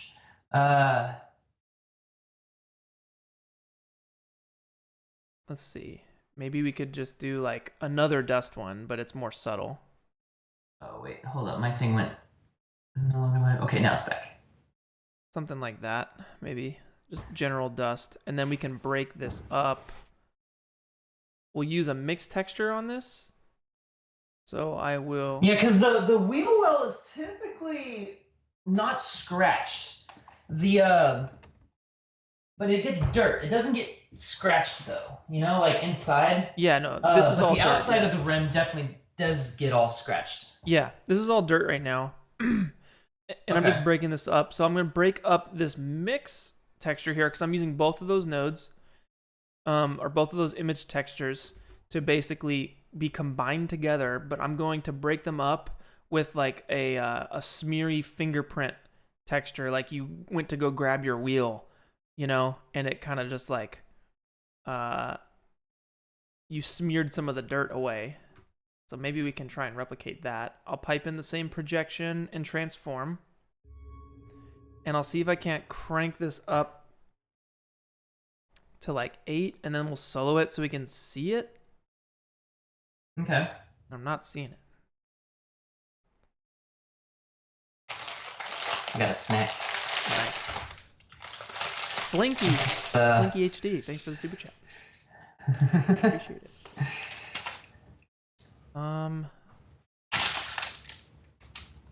Oh, here's another way. Like if you're having trouble seeing your stuff, you always want to put it into like the most obvious spot. So I'll just pipe it into the amount as opposed to the amount for the mixed texture. And we'll just make sure that this looks good. So I think I actually need to invert it. And I think that's what it is. So that's actually some really nice fingerprint texture there that feels really good. And I actually want to use this to get rid of what is down in here. So let's see if I can't undo that. Pipe that in. Believer Designs, thank you again for the super chat, man. Always been waiting for a live stream with Wren. Yeah. Will there also be one with Ian Hubert in the future? Maybe. I think he might be down. We'll see. That'd be sweet. And yeah, you enjoy the surface imperfection maps. You use them all the time now. That's awesome, dude. Thank you. Very sick. All right. We're into the scene. Let's see what we can see. Okay, I've seen this a lot now. Everyone keeps commenting that I should make the tire squishy and deform when it hits the curb. The problem is that like it doesn't actually deform that much in real life. And that's what I'm going for here. I'm going for like as realistic as possible. And the truth of the matter is that like it kind of doesn't really deform. It deforms when you're standing on it, so it's slightly flatter down on the bottom. For sure. But it doesn't really because when the tire hits the curb, see that's the thing. Doing a curb nudge, you're not really hitting the curb with the tire at all. The idea is that you're kind of like trying to climb up it before the tire has a chance to really bounce off of it, and you're utilizing the spinning of it to actually climb up. So if the tire is actually hitting the curb hard enough to deform, you're not going to make it up the curb. You're just going to bounce off of it. In fact, you can see it in our curb nudge video last year. Everyone's trying to climb that curb, but all their boards keep bouncing off. It's because they're not trying to climb soon enough. Dang,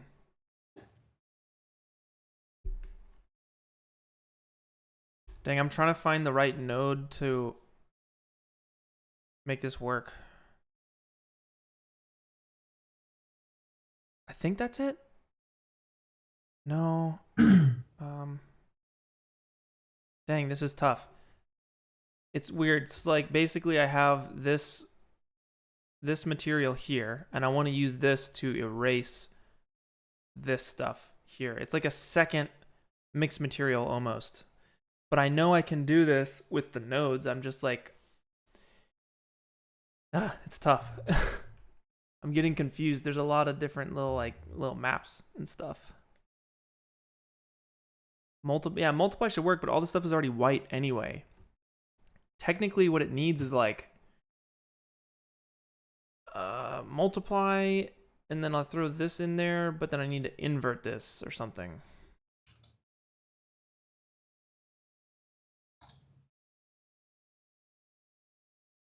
Or maybe I throw like a gradient map on this and invert these. No, but that's going to do the same thing.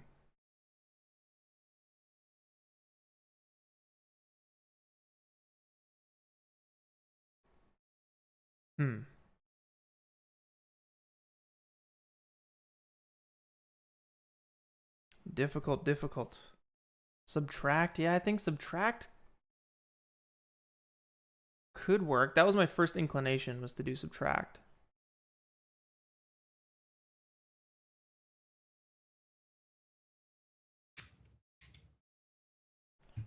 Maybe I need to switch them around.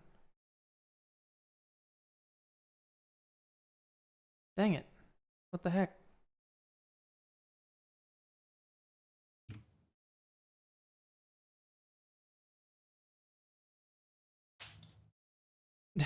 Man, it's not working.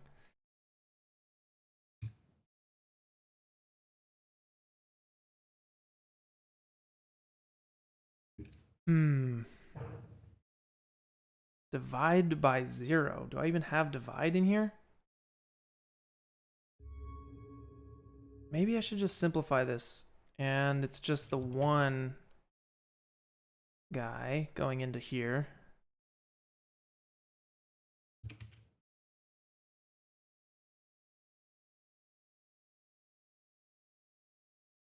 And then this guy, let's see what this one looks like.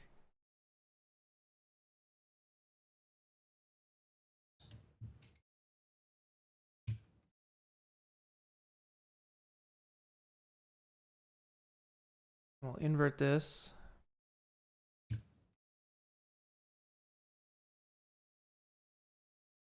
And then maybe we'll give this a Octane gradient and crunch its values. And we'll solo it so we can see what's going on.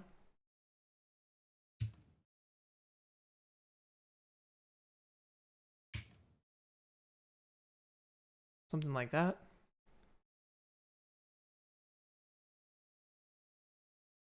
And I want to use this to punch through this guy. So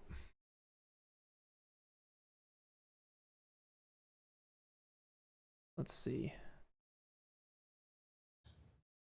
Multiply this one and this one. And then invert this. Oh, this is so like convoluted. Ah, and it's it's okay, it's kind of doing it. You see how it's like punching out this look?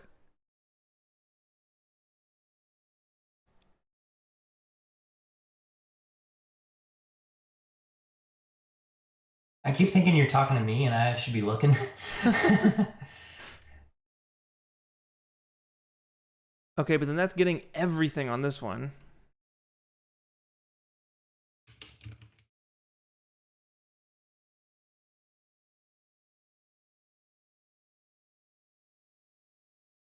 Let's throw a gradient on this guy.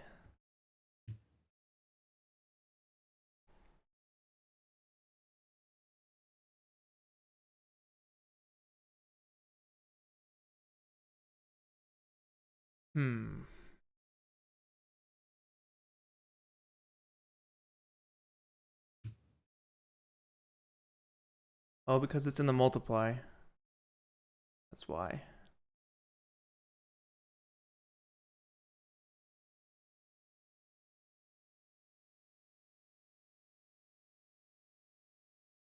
Maybe we add it. Let's try adding it.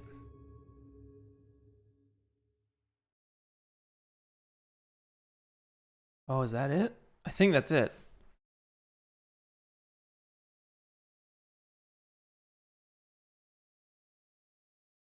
There it is. Yep. All right, so it just needed to be put into the add. There it is. All right, so the fingerprints are being taken away from the inside of that. Now we need to combine this with the dirt node as well.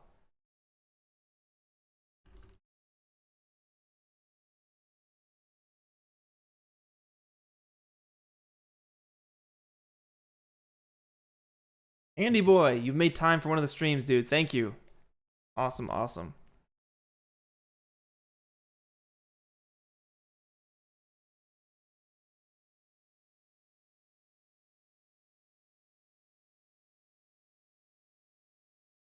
Sweet. Okay, so now all of this is working together to get us this look. So all of this stuff here. And then let's get this grading up here.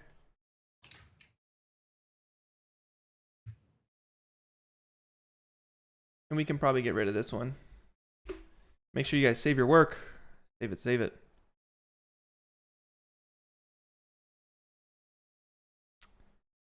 Cool. All right, now what we want to do is we want to take all of this and only see this dirt where this dirt node allows us to see the dirt. All right. So we want to multiply these together, I believe. Hopefully, that is the answer. So the dirt node, boom, and it might be an add. I don't know yet. All right, so that's combining both. We don't want that. We don't want to combine them. Let's real quick just try switching these around. It might be just the order of how we got it in the scene. Nope. So let's try and add.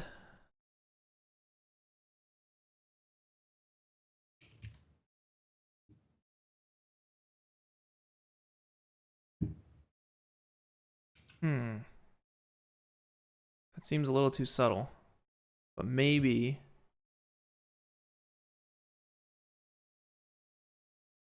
Interesting. Strength on the dirt map. Let's try 10. Yeah, that's, I mean, that's basically it. That's basically it. And then we can take, let's see, let's take this dirt texture and drop it down so we're getting as much of it as possible. And then I think I'll bring the power down to like 0.5. Oh wait, weird. Does the power need to come up?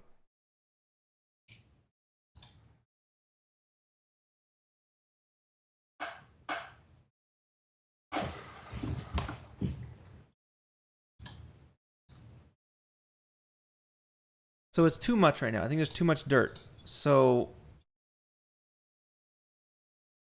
I think we just need to scale this back.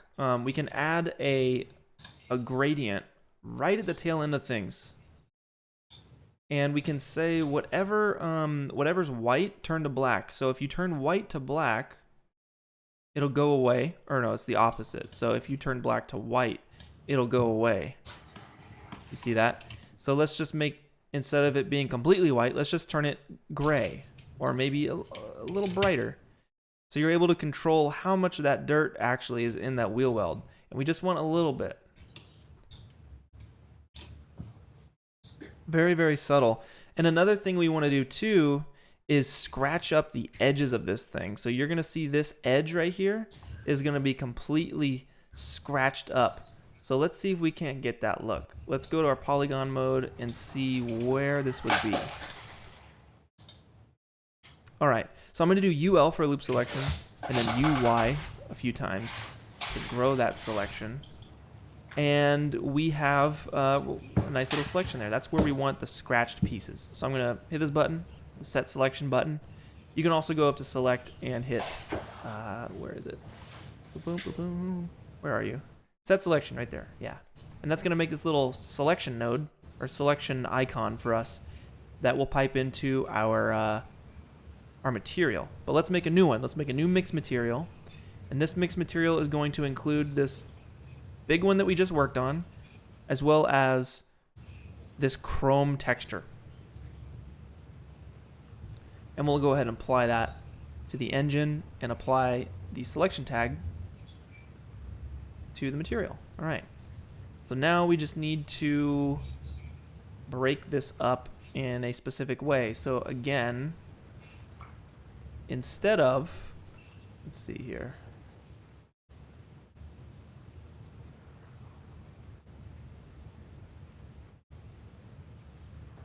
Where is everything? All right. So this is it right over here. Everything is kind of crazy. We just got to organize things a little bit. I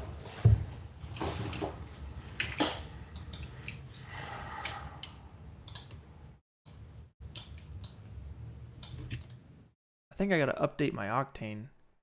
Doing some like buggy, weird stuff on me.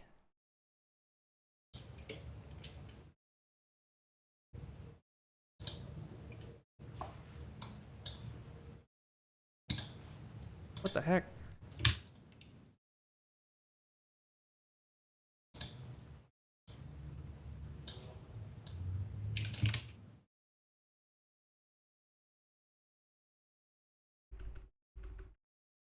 I'm gonna try this one more time.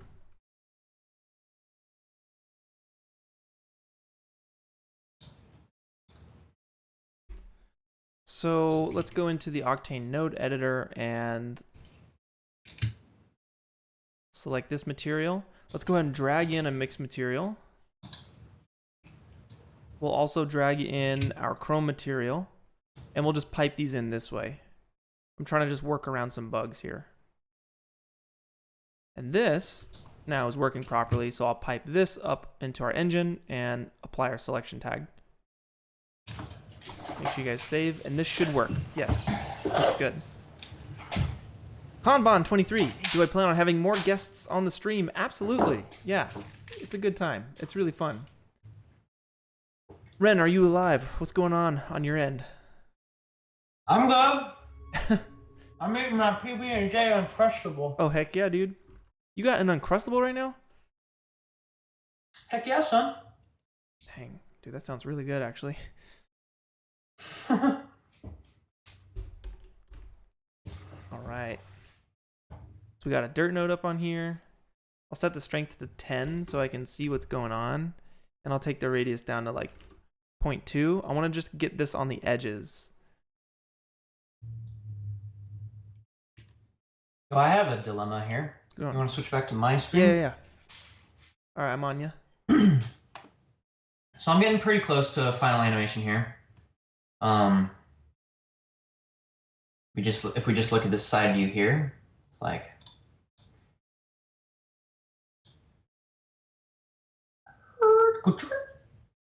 whoa, okay, hold up. So okay, my problem is over here on the dope sheet. Yeah. You know, I got this this graph here, but my keyframe is below where I can reach it here. But if I try to like,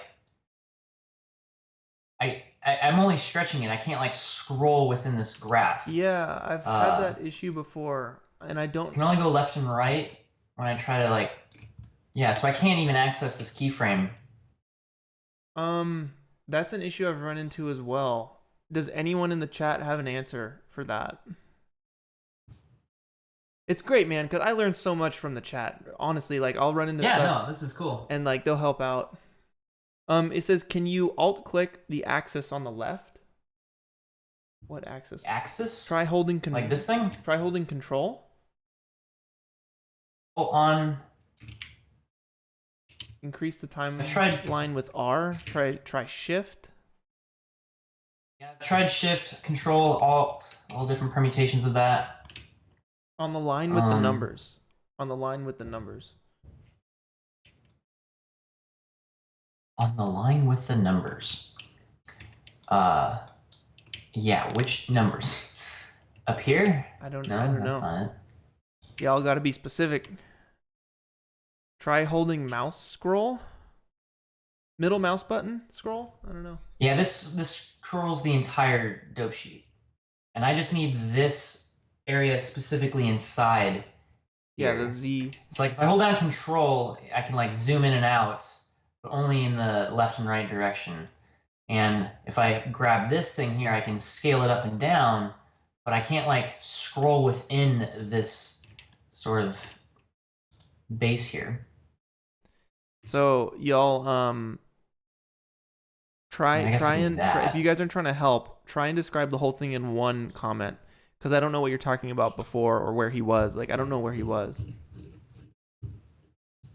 You can try closing and reopening the dope sheet. I did that last time and it didn't work. See? Try hitting F. F will focus your selection.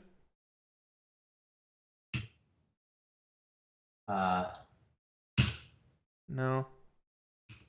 No, F is just going backwards in time. F and G I have set to scrolling the timeline. Try snapping the window to the top or the right. Yeah, that didn't fix it either. It's like it doesn't have anything to do with the window. It's everything within this one little parameter here. Like if I maximize this, it's still not visible. It's this keyframe that's down at the end of this line right here. Yeah. It's like I don't know how to expand this number group here. Yeah, I've run into the same thing. I don't know. One guy's just saying delete and rekey it. It'll probably pop in. That's not an option. I can't even select it. Oh, you can. I mean, I guess I could select the keyframe in over here, sure. Yeah. But I mean, like, I don't want that to be the solution. See the far right keyframe. Like the far right keyframe. Yeah, one moment. It'd be, I think, this keyframe. No. Well, it's on your dope sheet. Oh, I can see no, yeah, that one. Yeah, it's that one. Like, cause you can see it up in there. Yeah, that guy. Yeah, like I can move it. I just now if I have it selected, no, F won't do it. Alt right click. No, that's not doing it. Weird.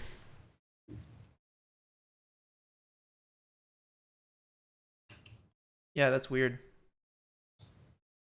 I mean, I guess I can go to view.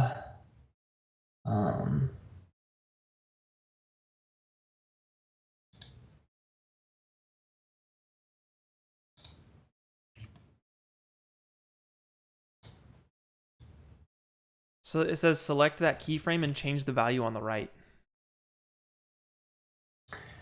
Again, that doesn't solve, that's a way to get around this. So I want to actually figure out how to solve this problem of like changing the scaling of the vertical scaling of my dope sheet. See, I can do it left and right. I can change the scaling left and right. I also want to change it up and down. And more than just doing this. This is just like changing the scale of that, but I want the actual input numbers to change. Totally. Yeah. He says S will frame the view. Okay, let's try S. Nope. What just happened? I think you zoomed in like crazy. Okay, yeah. Try H. Yeah. That didn't do it. Dang.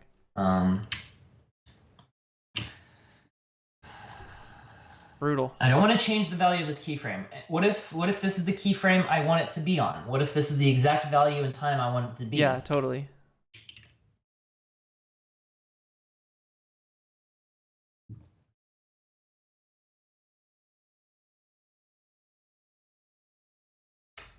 Top 3 icons, select the second, the third, click the second one. See, that is F curve. Switch to F curve mode.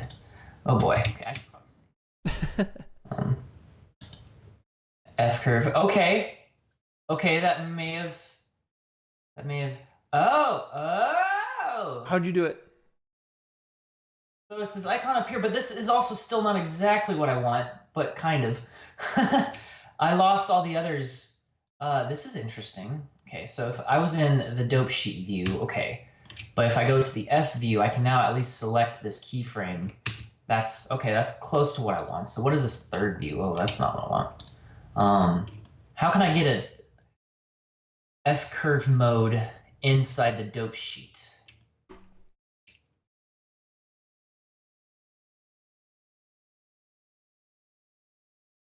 F curve mode. Okay, I didn't even know about that. Yeah, me neither.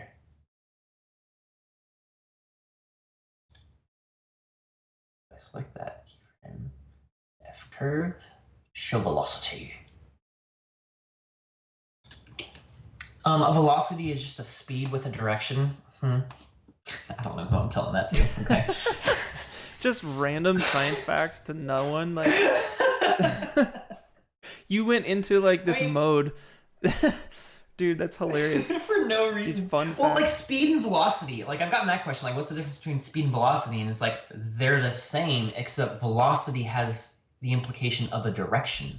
Ah, interesting. Because speed is just speed. It's going anywhere, but velocity implies that it's a speed, but going in a certain way. For sure. I don't know why I brought that up. No one asked that question. Dude, because you're always in science mode. You're like describing random scientific facts. It's great. Yo, by show of hands. Dude, what if I took this person's advice and actually hit Alt F4? Dude, the stream would probably break. It'd be over. But I wanna say by a show of hands, who has seen Wren's up video?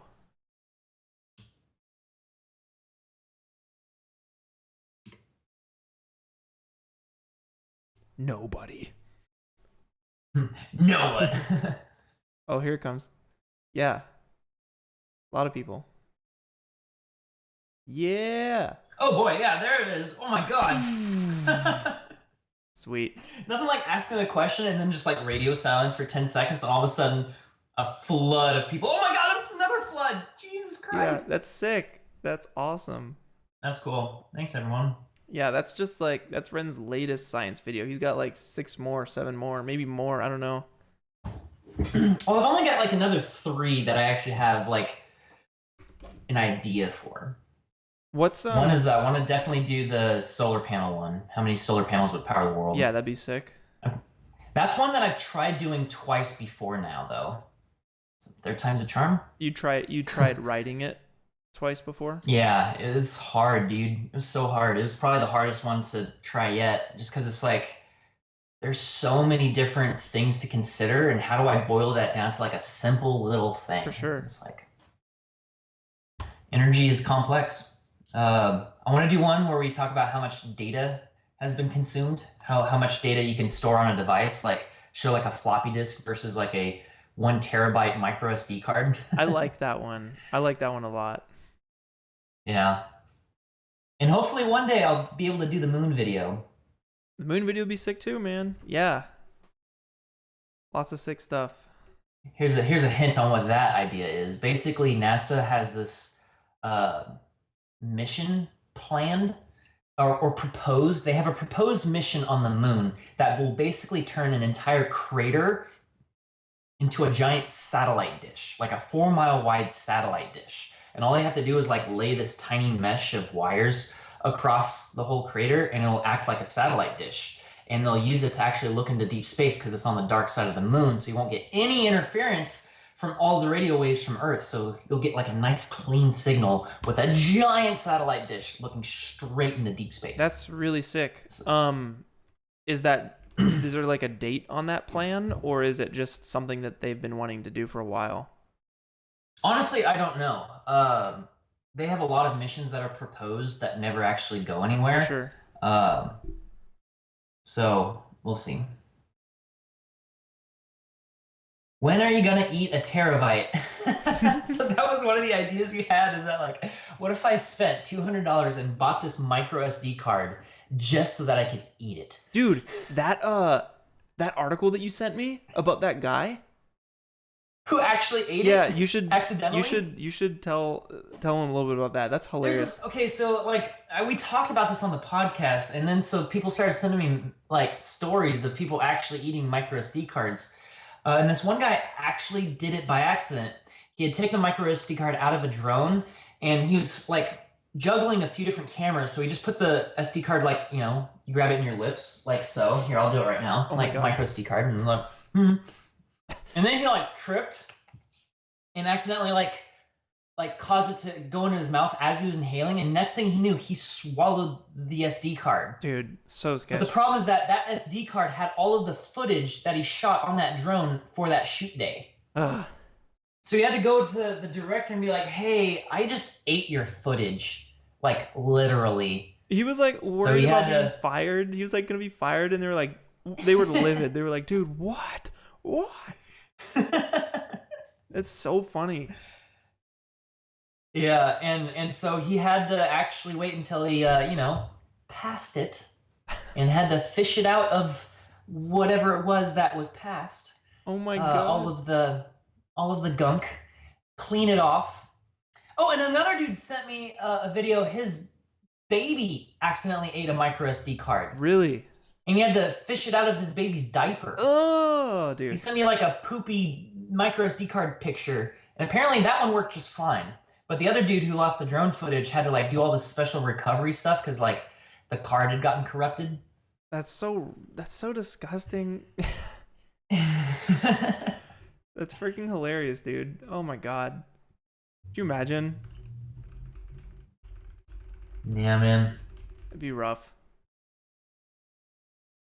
Okay, I'm getting close. Like, I think I have like 2 more textures to do. Basically I'm doing like the hard plastic bumper. Oh, really? What the hell? What the heck? Oh, there he goes. Okay, now it's back. Dude, I'm still pulling freaking scabs off my arm. Ugh.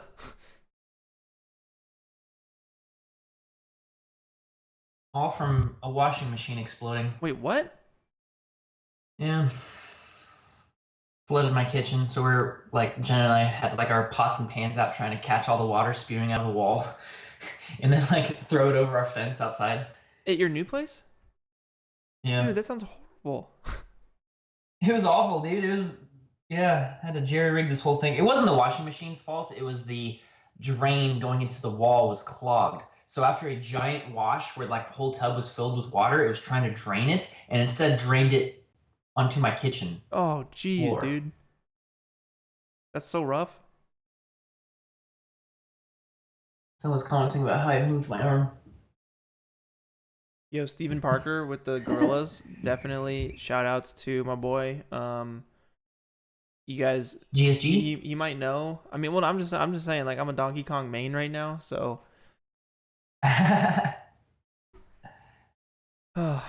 Dude, it's the funniest when you start making freaking monkey noises while playing Smash. You got to monkey out, dude. When you're playing Smash Bros. And you're playing as Donkey Kong and you just clap someone into the stratosphere, like you got to start screaming, dude.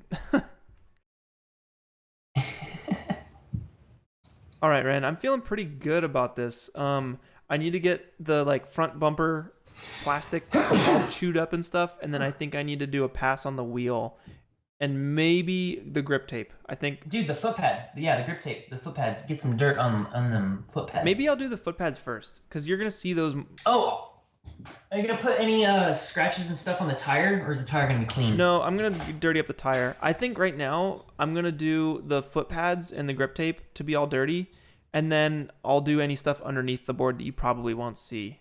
But I'll probably be done here in the next 30 to 45. How do you think you're looking on your scene? When will you be ready to drop in a wheel? Oh god, dude, I don't know. We'll keep it up. We'll keep doing it. If we don't finish it, that's okay. We'll get as close as we can. All right, so yeah, let's do the grip tape then. Maybe I'll do these screws. Yeah, let's do these screws. So basically, I'm just gonna select the center point of these guys, holding down Shift to select multiple polygons, and then I'm gonna hit UY on the keyboard to grow my selection, and then I'll drag my like chrome dirty mixed material onto those guys. Let's get our dirt node up.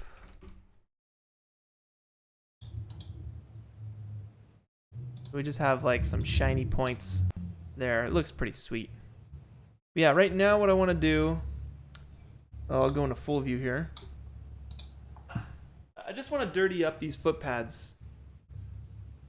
You know, again, I know I'm out of sync. I understand. We got the technical difficulties trying to get everything working here, but the foot pads, they're a little dirty. I'm going to get some dirt, maybe some scratches on them, you know?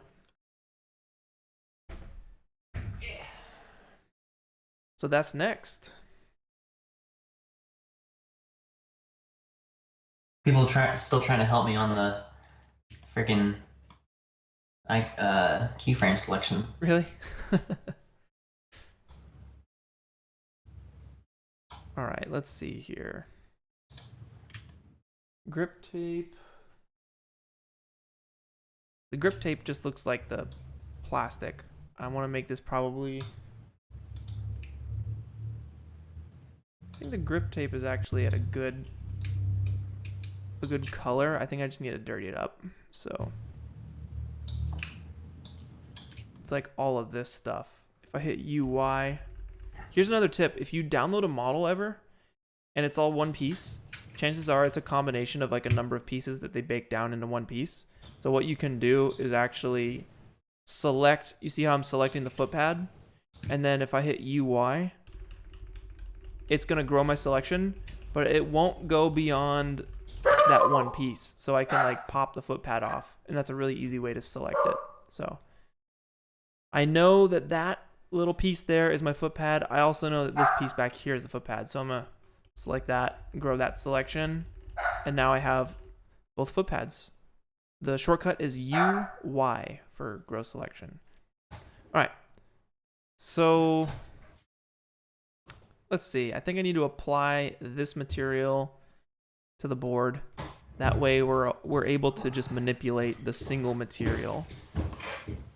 So let's make a new mix material. Let's go into the Octane node editor. I'll select this material here, which is just our board, basically. And I'll just kind of organize this a little bit.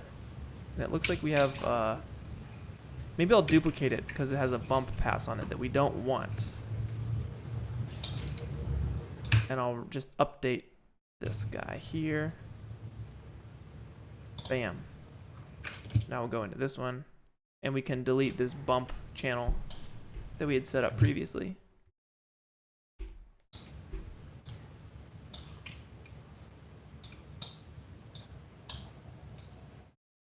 And we want to make a mixed material because we want to dirty it up. And we will throw in this dirt material. Where are you? Get in the scene. There we go. And we'll pipe these guys in. Material 1, material 2. And then we'll apply this mixed material to our model.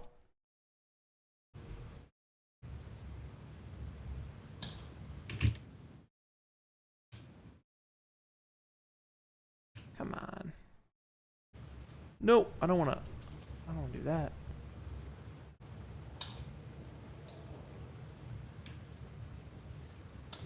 Oh no.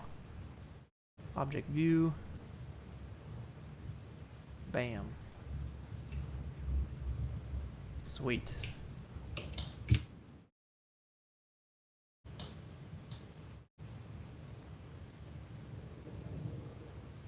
Try that one more time.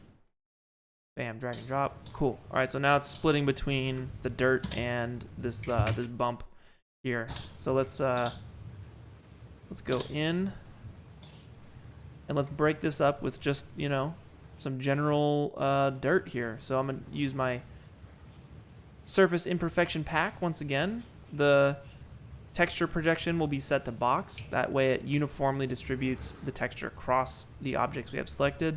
And I know that it's gonna have to be scaled way down.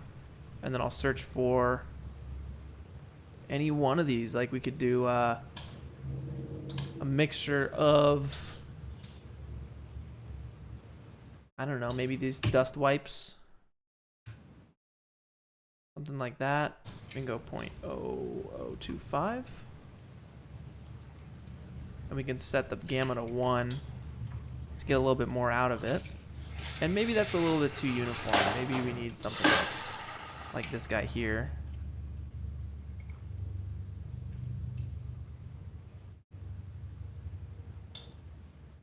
And it's got to be subtle. It's got to be a subtle effect.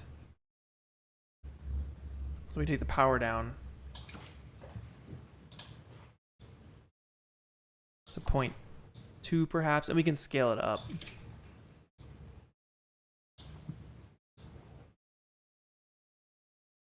Sweet. Yeah, that's not bad.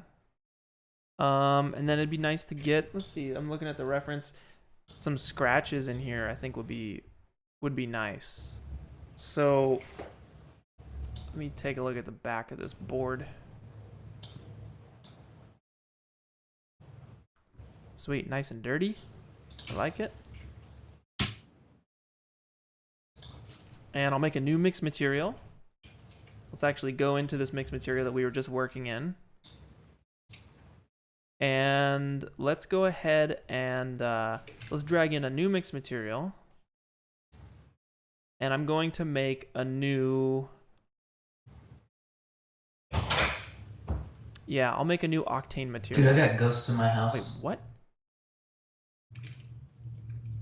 My door just opened on its own. Are you for real? Yeah. That's super sketch. Is it windy where you are?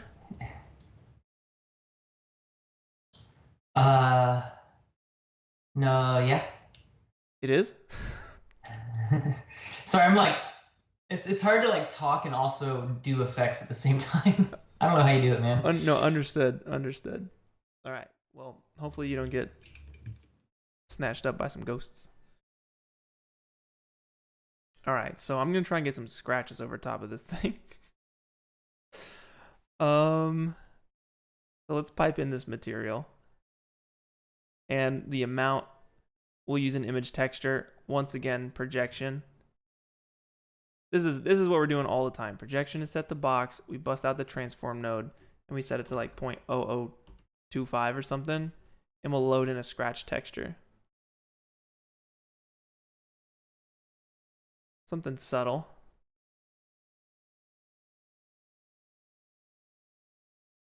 And we need to apply it to our model. So we're going to just update it by dragging and dropping.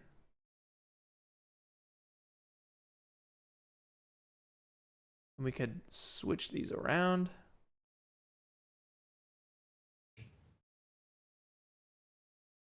Bam, there we go. Ooh, that's looking cool. And then we'll take this diffuse down to like a dark gray or something. So it gets some nice little scratches on it. Very subtle. And let's take the scratch texture. We'll take the gamma down to 1. And we'll just transform it around until we get some scratches and shapes that we like. Maybe we can scale it down a little bit more. 0.0035. That's pretty sweet, actually. It's very subtle, but it's cool.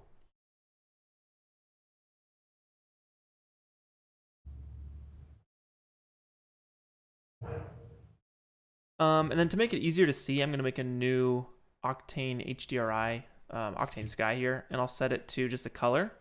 We'll set this to 0. And I want to set this to our visible environment, not primary. That way we're able to... It's easier to see when it's against a black background. Another thing we can do is change out the image texture, the surface imperfection, for maybe something a bit more scratched. You know, something like that. Or maybe another one of these guys. Really scratched. Yeah, that might be a little too much. I think what we had before was really good. I really like this subtle scratch number 1. And we can even take the gamma down to like 0.75 so it shows a bit more of the image. And we can also, let's see, let's try grabbing an Octane gradient and just punch it up. And we can render region.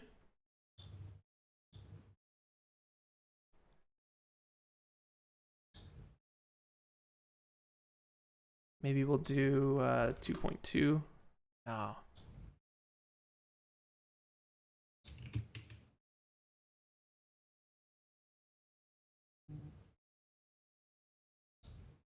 Yeah, so this one's very subtle, but I like it. Cool. Yeah. That's very nice. And I think as a final little touch, you know, we can probably keep going on this. It just depends. Oh, what happened to the pint logo?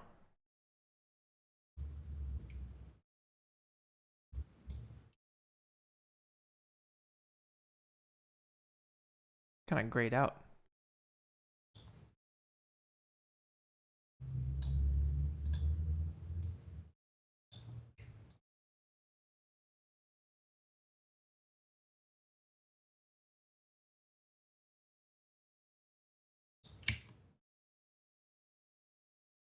Oh, is that what we just did? Interesting. I wonder if it just updated that onto this piece.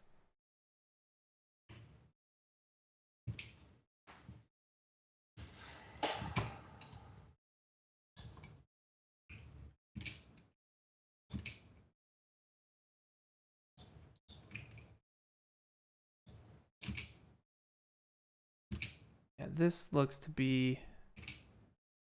Huh, okay, so something happened here, and I don't know what. Basically, our pint logo is being covered up completely.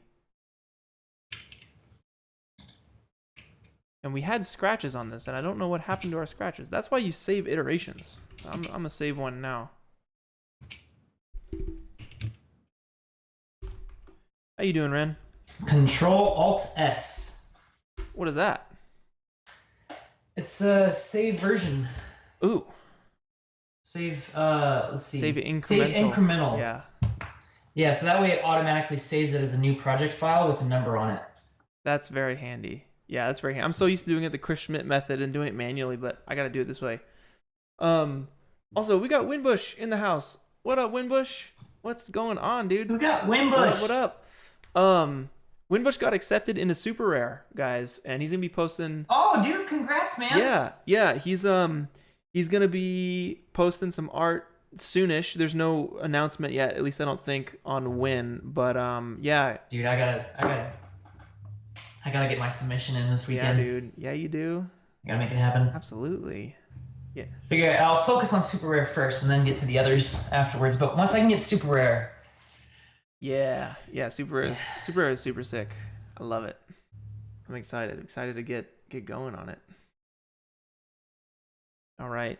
So god dang, I gotta solve this issue here. Something happened with this mix material. I don't know. Wait, what happened? Like basically, it's all grayed out here. The pint logo's all grayed out. I used to have scratches on here, but there's not any scratches anymore. I don't know why that's the case.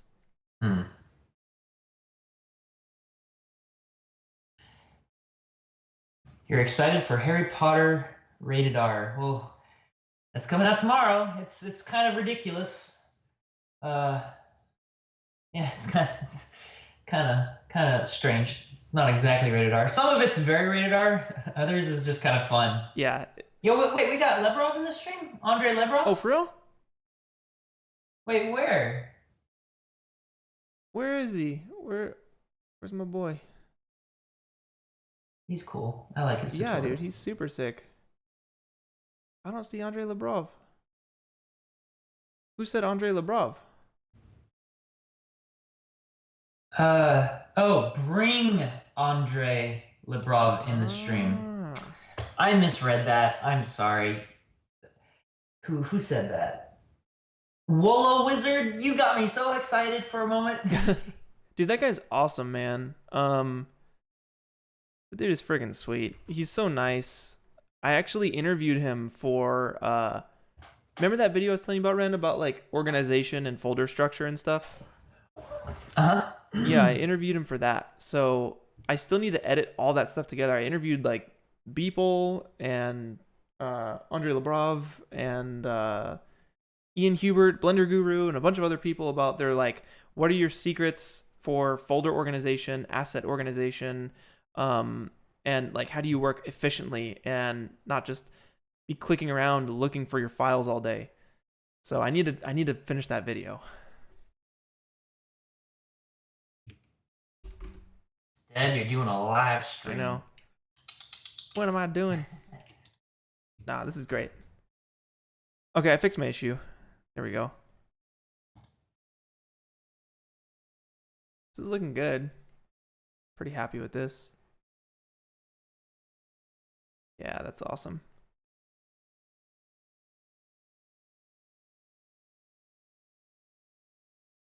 Dude, yeah, this is looking really nice.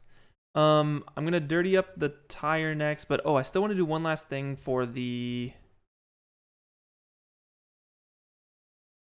foot pad here. I want to give it some really nice bump. And I'll change out my HDRI too.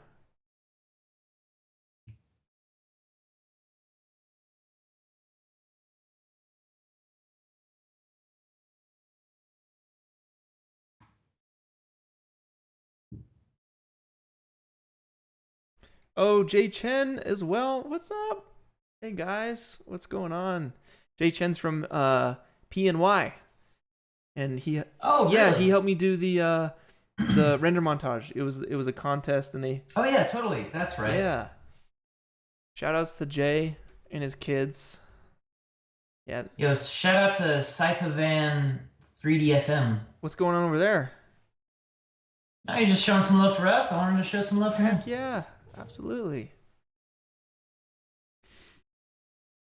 Shout out to Padraig, Tyler's brother.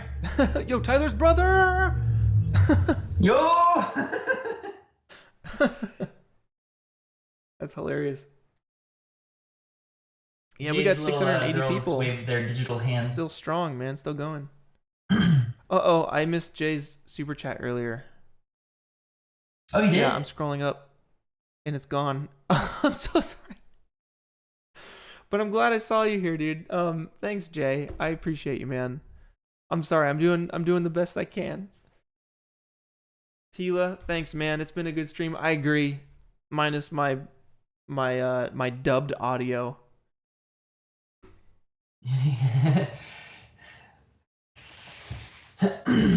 All right. All right, I think my animation is starting to get pretty close. I even got like a little bit of a little bump, little bouncy action. All right, I'm on you.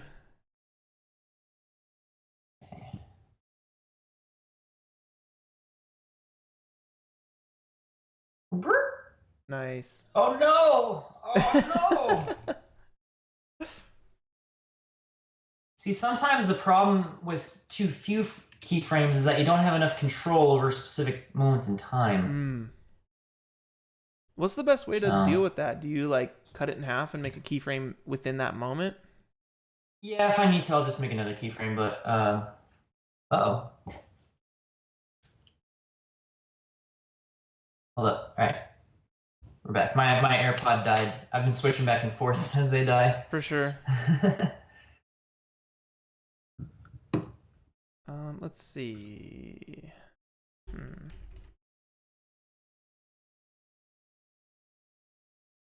Get some Octane noise here. I want to give this grip tape a little bit more bump texture, so I'm gonna set. I'm gonna use noise. Set the projection XYZ to UVW and the transform. I always set my noise to 100 contrast so I can see what I'm doing. And I'll right click and I'll solo the node. And maybe this needs to come down. Whoa! That's pretty cool though. Transform 0.001. Alright, so this needs to get really granular here. Let's try doing chips. Or maybe circular. Fish and chips. Fish on chips. Yeah, that, I mean, I think that will be kind of, I don't know, if I scale this down enough. 0.0001. Yeah, there you go. There's your grip tape. Disable the solo. Oh, that's looking good! Oh yeah, you like it? Dude, I'm maximizing the stream right now just to look at it. Yeah, it's coming along. It's all about that large, it's like the large scale dirt swaths. Yeah. Yeah. Dude, if you can get a footprint in there. Oh my god. Oh my god. It's possible I do have footprint. Why not just use that? I mean, it looks good right now. Looks good now. No, now you got me going, dude. Oh no. I have to use a footprint. Dude, Reed actually had, like, in the original file he sent over, he included shoes. Really? And they're like almost the same exact shoes I wear one-wheeling, the Vans. That's cool. His are blue, mine are black. Footprints. Oh wait, no, this is the wrong mix material. I need to do this one, I believe. Yes, this one. And footprints. That makes way more sense. Yeah, it's just footprints instead. Sweet. Yeah, Wren, look at it now. Like on the back. Oh wait, god dang it, my freaking thing got paused again. Yeah, it totally looks nice. I like. Yeah, there you go. I like that. Yeah. Dude, I think the last thing that's really needed is getting some scuff marks on that tire. Yeah, agreed. I don't know how. Agreed. Yeah, I know that Ashthorpe on Instagram posts some like really nice car renders, and he has this render of like a blue car shot from the back, and you can see this like fat tire, and it has like rocks and stuff stuck into it, and it looks so good. Wow. Yeah. That's definitely the move. I feel like I want to do something like that, but let me take a look at my reference here. Yeah, so it's kind of like grayed out, the tire, because of all of the dirt in it, you know? And I feel like this part of the tire is more rough than the outside, which is a bit shinier. So yeah, a little glossier. Yeah, I think I need to get that going and get some dirt and get some scratch in here. I think using a bump map, like a really sharp bump map with pieces to like emulate rocks being pushed into it. So that's my next goal. Back at it. I want to find a better... I'm just going to use a sunlight. I think that's going to be easier to see my scene.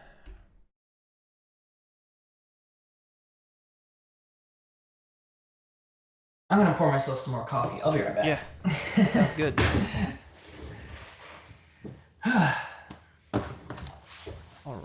All right. Let's mix it with an HDRI as well.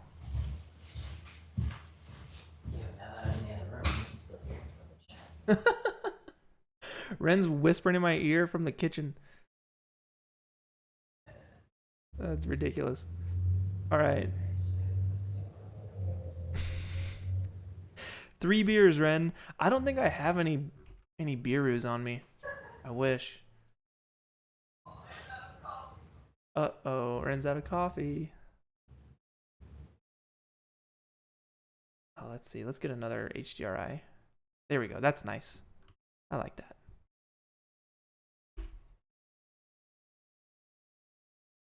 All right, so let's isolate this tire texture here. So I'm gonna select the material. Ooh, and it's already all selected. Fantastic. So let's go ahead and let's find our original material. Low plastic, I think. Let's double check this. Tire copy. This is what we want, the wheel. So let's duplicate the wheel. And we'll drop it onto our wheel. And let's get to town. Let's dirty this thing up. Let's move in here. And it looks like we got a diffuse pass, we got a roughness pass, and a normal pass. Cool. All right.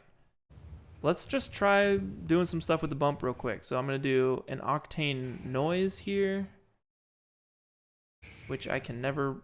Oh, come on. Matty B.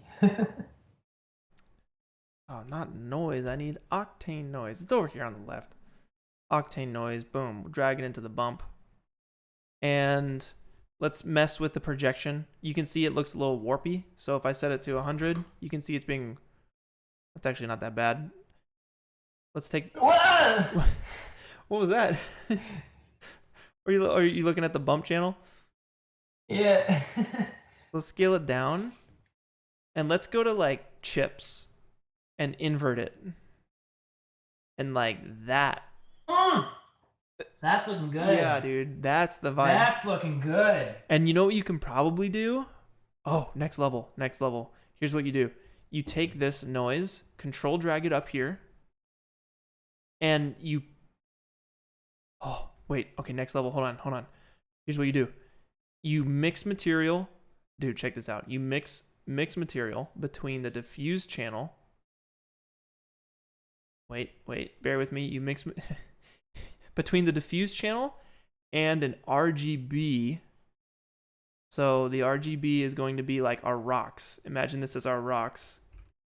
Come on, RGB spectrum. And this will be like a kind of a grayish, light gray.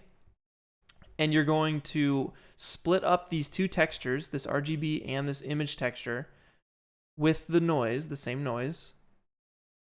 And it's the inverse of what we want, so we'll invert it again. Now we have a bunch of rocks stuck into our wheel, but that doesn't look right. So we need to crunch the gamma down. So now it looks like there's little pebbles stuck in our OneWheel.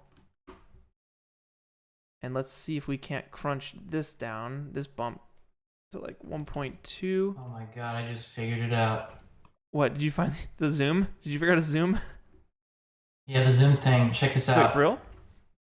Yeah. All right, what you got? So they're having me close out the dope sheet before. So like, if I don't do that, let's say I have this this keyframe here and I put it out of view. I've got no way to select it again, right? Yeah. And if I close out of the dope sheet and come back, nothing changed. Yeah. But if I scroll over here to the side where all this stuff is, and I just make that smaller and bring it back, there it is. Oh, snap. Okay, that's a good So if fix. I lower that down to something more reasonable, close that out, bring it back, it scales automatically to your keyframes whenever you open up the graph. So even though I can't, like, I can make this big here, if I put this something like a little closer to there, then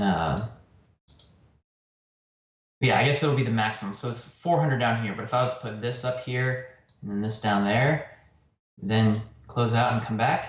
Okay, it's the same scale. Yeah, I mean that's a nice little trick. That's totally like a nice little hack to get that to work. I wonder if there's a way you can still zoom and stuff on it, but like that's perfect. That's exactly what you're looking for. Yeah, that's pretty much what I was looking for sure. Oh my goodness. Dude, we're back up to 700 people live. We've been consistent, man. For real? Yeah. Yeah, super sick. All right, so Wren, show everybody where you're at right now and what your plans are to wrap out your scene. All right, so my plan. So this is where I'm at currently. I still gotta fix the animation here at the end, but the idea is that I just have this one animation of the OneWheel coming in, and then at the last moment tail scrape, and I think I'm gonna change the timing of that tail scrape to be a little later.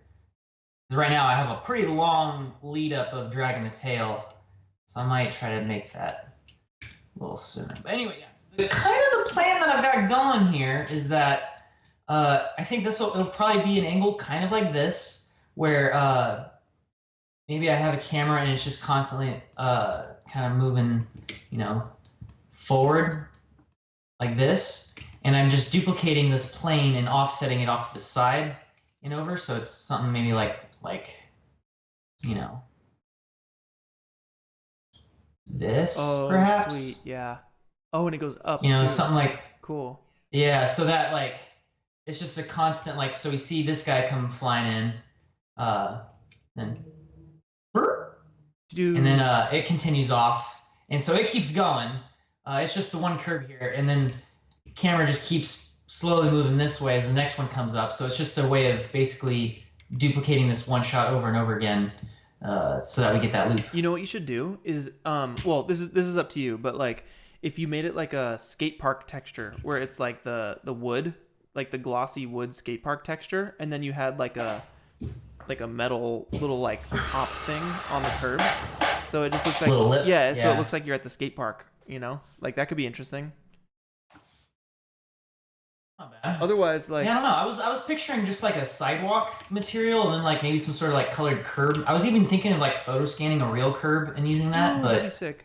I don't know. Yeah. I don't know. Or just mega scans. All right. Sweet. So yeah, keep going on that. I'm almost done here on my OneWheel. I'm basically what I'm doing is like making the OneWheel model look really nice. So I'm working on getting these rocks in the tires right now. How are we gonna shift your textures over to here? I'll just send you the pack, and you'll just have to relink. You'll have to relink some stuff, but okay. Yeah. Because you're still using like the actual textures that are currently applied, right? Yeah, I am. It's just additional, like for the imperfections and stuff.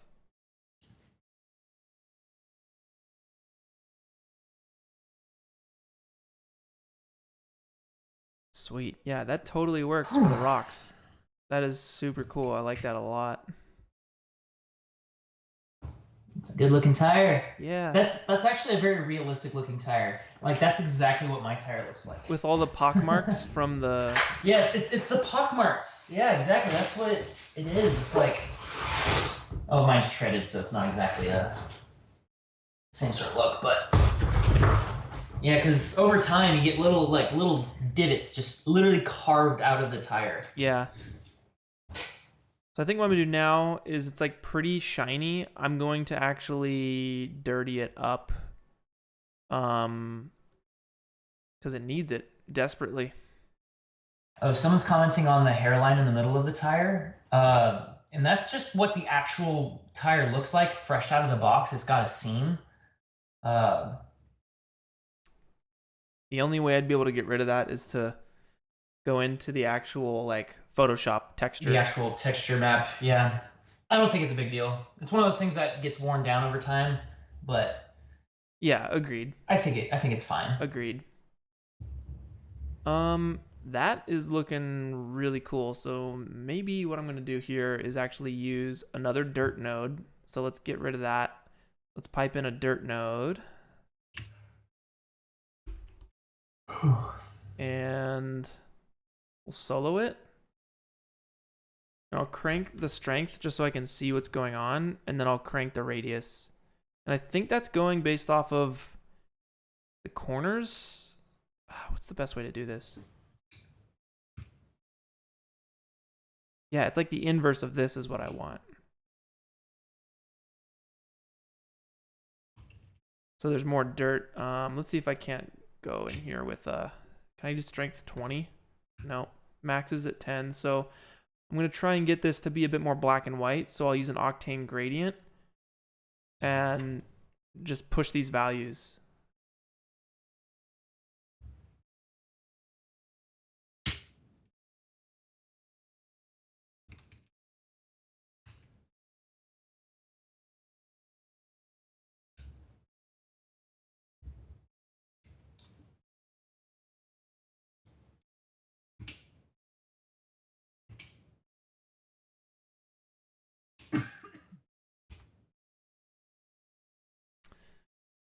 Miko, what what GPU do I use? I'm on a Quadro RTX 6000. Just one old GPU. Bless you. Pardon me. Lightning. Thank you for the super chat, man. Awesome. He says, "Hi, Clint and Wren. What advice can you give to people thinking of freelance VFX CG animation online?" Freelancing VFX. Any advice, Wren? Nope. My only bit of advice would be to check out Fiverr. You can probably find some jobs on Fiverr. Just keep following tutorials, getting good, getting comfortable in the programs that you have. And yeah, check out Fiverr. Also, in my Discord server, there is a jobs channel. Sometimes people need stuff. It's always paying. And if it's not, it should be. Because it's work. You should definitely be paid for your work. And yeah, those are two options for you.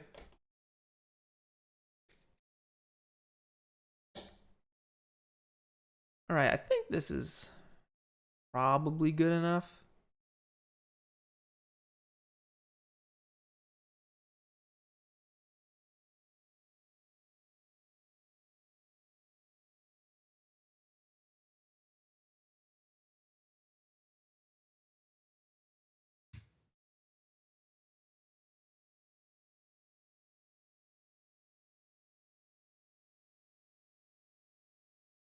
Yeah, something like that maybe. Ooh, that's better. There we go. That's what I want. That feels about right. So the white area or the gray area, that's going to be the area where you see the dirt. The black area is going to be the area where there's no dirt. Let's get rid of that. Not get rid of it, but we'll unpipe it. And then finally, we are going to cover this in dirt. So let's see here. Let's throw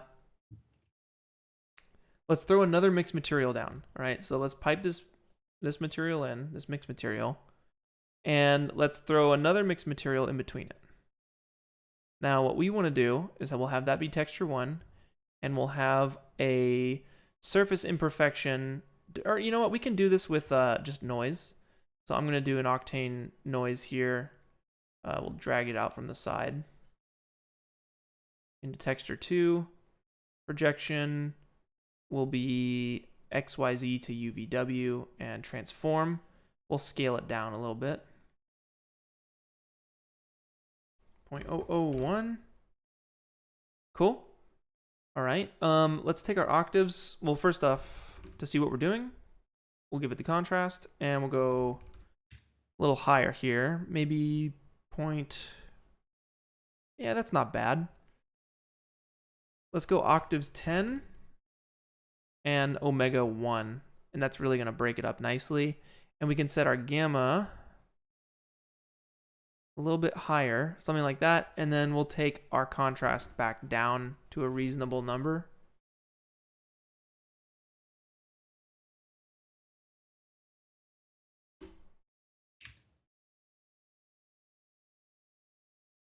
Something like that. That's not bad, okay? And then we're basically going to be mixing between these two textures with this dirt map. Now, we want to color the dirt here like that same color that we were using for our actual dirt texture. So we can actually reference this value, 26, 29, 48. 26, 29, 48. Let's bust out a gradient. 26, 29, I think, 28. 26, 29.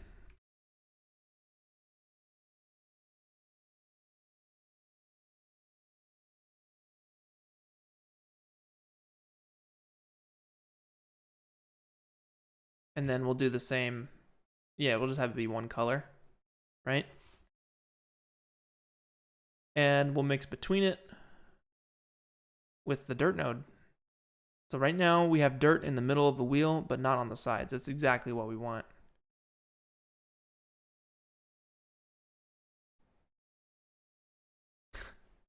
The M Cricket. Why isn't Wren using Houdini right now? Well, I don't know, because we're working in C4D. Because I don't know how to use Houdini. I literally just decided I'm going to start learning it like 2 days ago. The most I've done is sign up for a course and download the Apprentice free version. Tom Baker, you're out of date with your info. Everything's changed in the last couple days. What does he say? Wren never uses Houdini as far as I know, which as of before 2 days ago, you're right. No, I'm going to try to figure out how to use Houdini and see if I can use that going forward. Because I think the thing I like most in CG stuff is doing simulated stuff, right? Like I like dynamics, I like simulations, and I want to be able to have more custom control over those kind of things. And so I'm going to see what I can do with Houdini. It's time. It's just a very intimidating program. Certainly. But I think it's time to give it a shot. I think it's smart though, because you're basically doing what Sam and Peter need help with. Like Sam and Peter are in Unreal. So your thought was like, why be the third person in Unreal when I can be the one guy in Houdini helping them? Exactly. Yeah. It's all about management and like time management. I totally agree. I think that's a really smart move. Ooh, all right, that's a dirty tire. Sweet, that's looking nice. Looking nice. All right, maybe I mess with the roughness a little bit. How shiny do we want this wheel?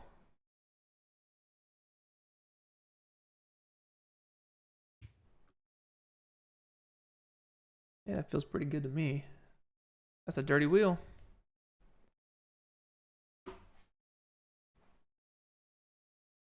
Heck yeah. I think I'm gonna chill out the footprints just a little bit. Let's see.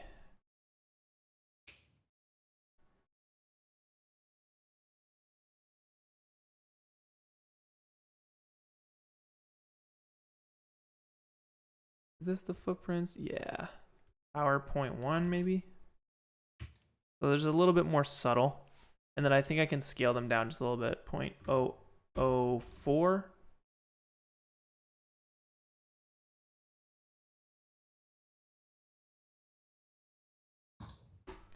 Sweet.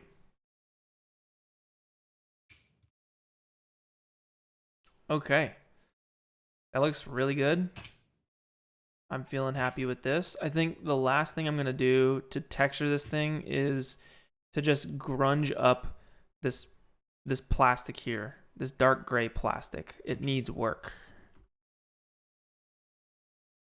And that goes around the entire board. So I think I'm just going to dirty it, scratch it, and call it at that. So let's go ahead and select all that stuff. I'm just going to select the polygons that are touching the areas I know I want to alter. So this dark gray plastic here. Technically this is part of the same object. Right up in here. And this bumper right here. And you might as well get the bottom, because even though you might not see the bottom too much and it's going to be way dirtier than the top, I'll still select it. And I'm just going to hit UI a whole bunch. And that's going to grow our selection and spread like wildfire. Bam! Look at that. Now we have all the stuff we want selected. That's a little trick for you. It's to select just 1 or 2 of the polygons on the areas that you want and grow the selection with UI, and it'll look nice. We got 730 people up in here right now. Dang! Yeah, son, it's growing. It's growing. Wren, how you doing, man? You hanging in? I'm tired, man. But yeah, check it out. If you want to throw it back to my screen real quick, I've got a mostly final animation now. So these are my keyframes that I finally got all sorted out. Let's see if I can compress this down a little bit. But yeah, keyframes, am I right? But as you can see, I've got like these little, I was pointing at my monitor as if my screen recording could catch that. I've got these little bumps here. So as the tail drops, it actually bounces back a little. And then over here, when I climb the curve, I actually hop a little and bounce up there. So you can kind of see that if we look closely. So it comes, and then rinse and repeat. So let's see if I actually, get this down to like say 150.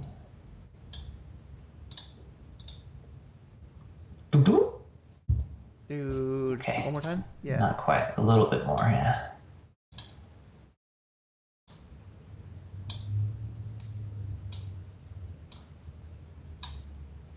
Sorry, I'm getting like my bounds set correctly here. All good. Sure.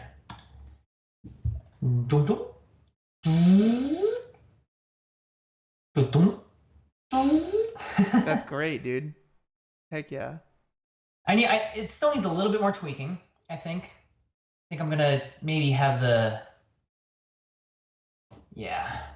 That's nice, dude. That's really nice. It's very close. It's very close. I'm gonna tweak this a little. I'm gonna make this slightly less sharp. Let's see what that looks like. There we go. That's pretty much what I'm after. Dude, that's so perfect. That's really good. That's super good, dude. Yeah, that looks really nice. With motion blur, it's gonna look nice. Heck yeah. All right, so I love it. This is like, yeah, this is awesome. Do you friggin', this is great. Do you want to maybe this, like? I mean, like. Wait, what? Okay, hold on. One more time. not like sure, this might be great eventually. I don't know. I'm just saying like what we're doing, making stuff. This is great. Like this is cool. Like Cinema 4D, man. What it allows us to create from literally nothing. Yeah, is awesome. Agreed, man. Agreed. I really like the fact that it's a collab thing. I've never done a live collab animation before. So I think all we have left to do, I have one last texture to work on. Do you want to maybe see about cloning this and setting up a camera move while I do my last texture? And then I'll send the stuff over to you. And okay. I think from there, I obviously you're not gonna have enough time to render it, but because you're gonna have to like relink the textures. I'll send you the texture pack. I'll see if I could finish this up maybe either later this evening or tomorrow. Maybe tomorrow. Yeah, whatever. Maybe post it Monday or something. Could be sweet. Yeah. Post it. Posted. What? Post it. Tiberian, I see you. Sorry for missing the super chat, man. Appreciate it. He says, hey, just wanted to say you guys are awesome and an inspiration to me for my career into VFX and animation. Also, any tips for Cycles 4D materials? I don't know what Cycles 4D materials are, to be honest with you. Cycles like Blender? Cycles 4D? I don't know what that is. Cycles is a Blender thing. Cycles is like a renderer, yeah, in Blender. I don't know. Maybe Peter would have those answers. Ian, maybe Blender Guru. But yeah, we're in C4D these days. But I appreciate you, man, with the super chat. Sorry for missing you. I appreciate it. Okay. Oh, Cycles 4D is the C4D add-on for the Cycles render. Interesting. Yeah, I don't know about that. Ew, cycles. Gross. All right. That's unfair. That's totally unfair. Yeah, it's whatever. Whoever's, whatever tool works. Yeah, so right now the last thing I'm trying to get right here is the sort of the animation coming out of the thing, because it's like it's starting to accelerate before the tire or the board is like tipped forward enough. Mm-hmm. If that makes sense.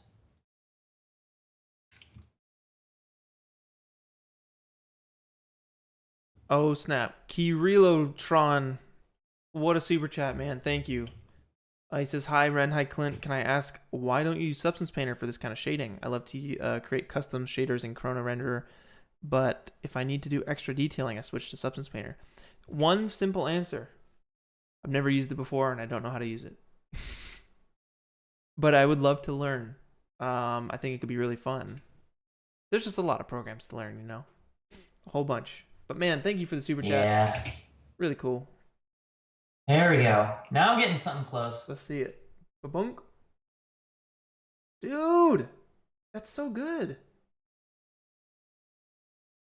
Are you nose scraping? A little bit. So it starts with a tail scrape, and if we go into our side view here, dunk.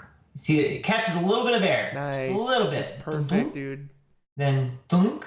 That's so good. Dunk, dunk. And then accelerates out. That's so so it's like, good. Play it.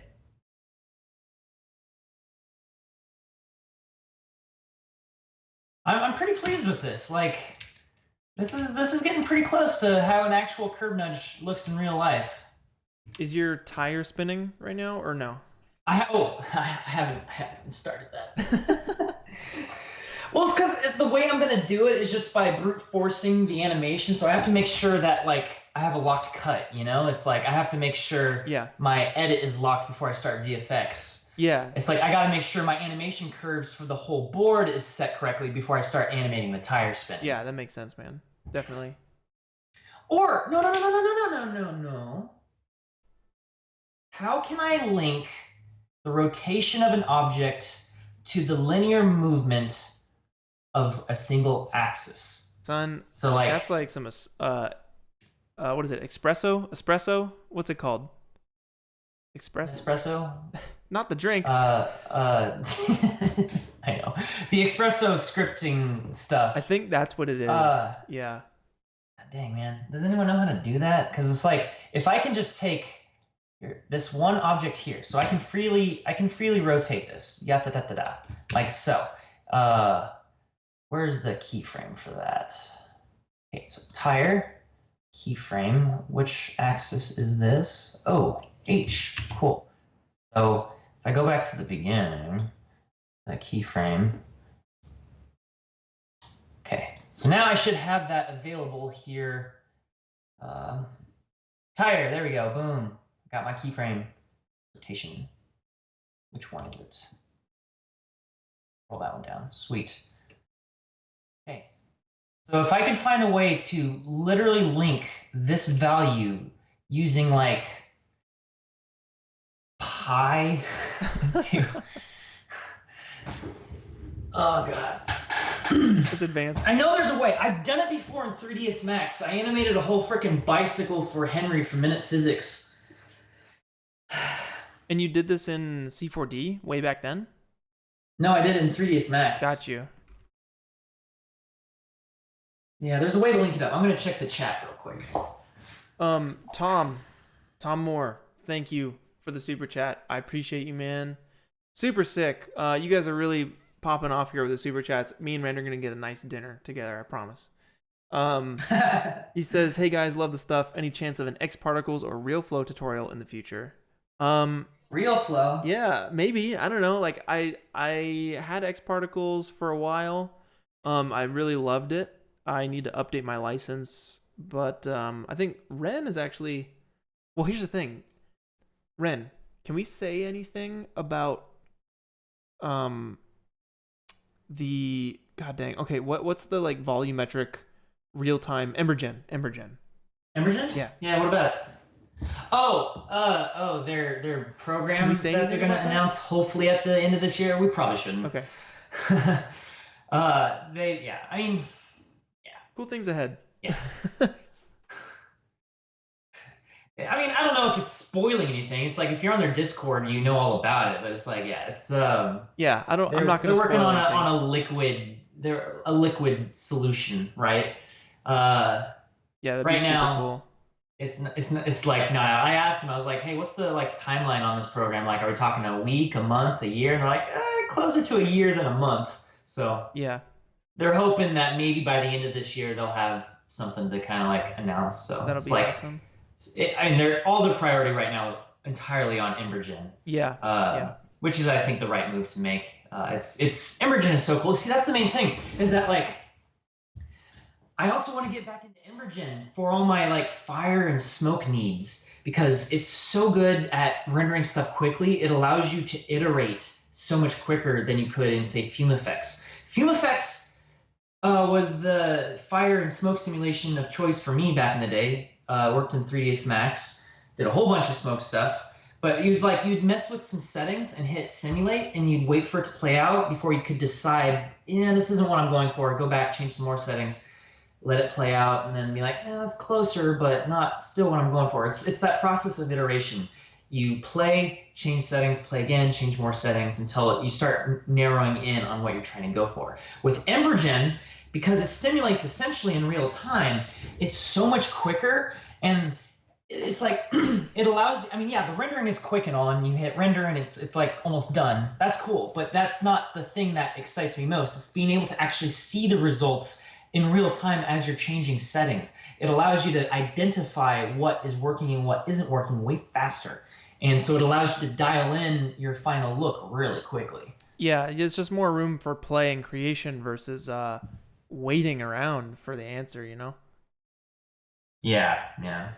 But yeah, Emergen's really cool. I want to do some stuff with Emergen. I think it'd be amazing. Dude, I'm gonna have a smoke sim in this post. I have to. I thought you just said I'm gonna take a smoke break. That's where my mind went to. I was like, Dude, you that, smoke, that Ren? cigar What? I had the other night. Yeah, where did that I come had from? one.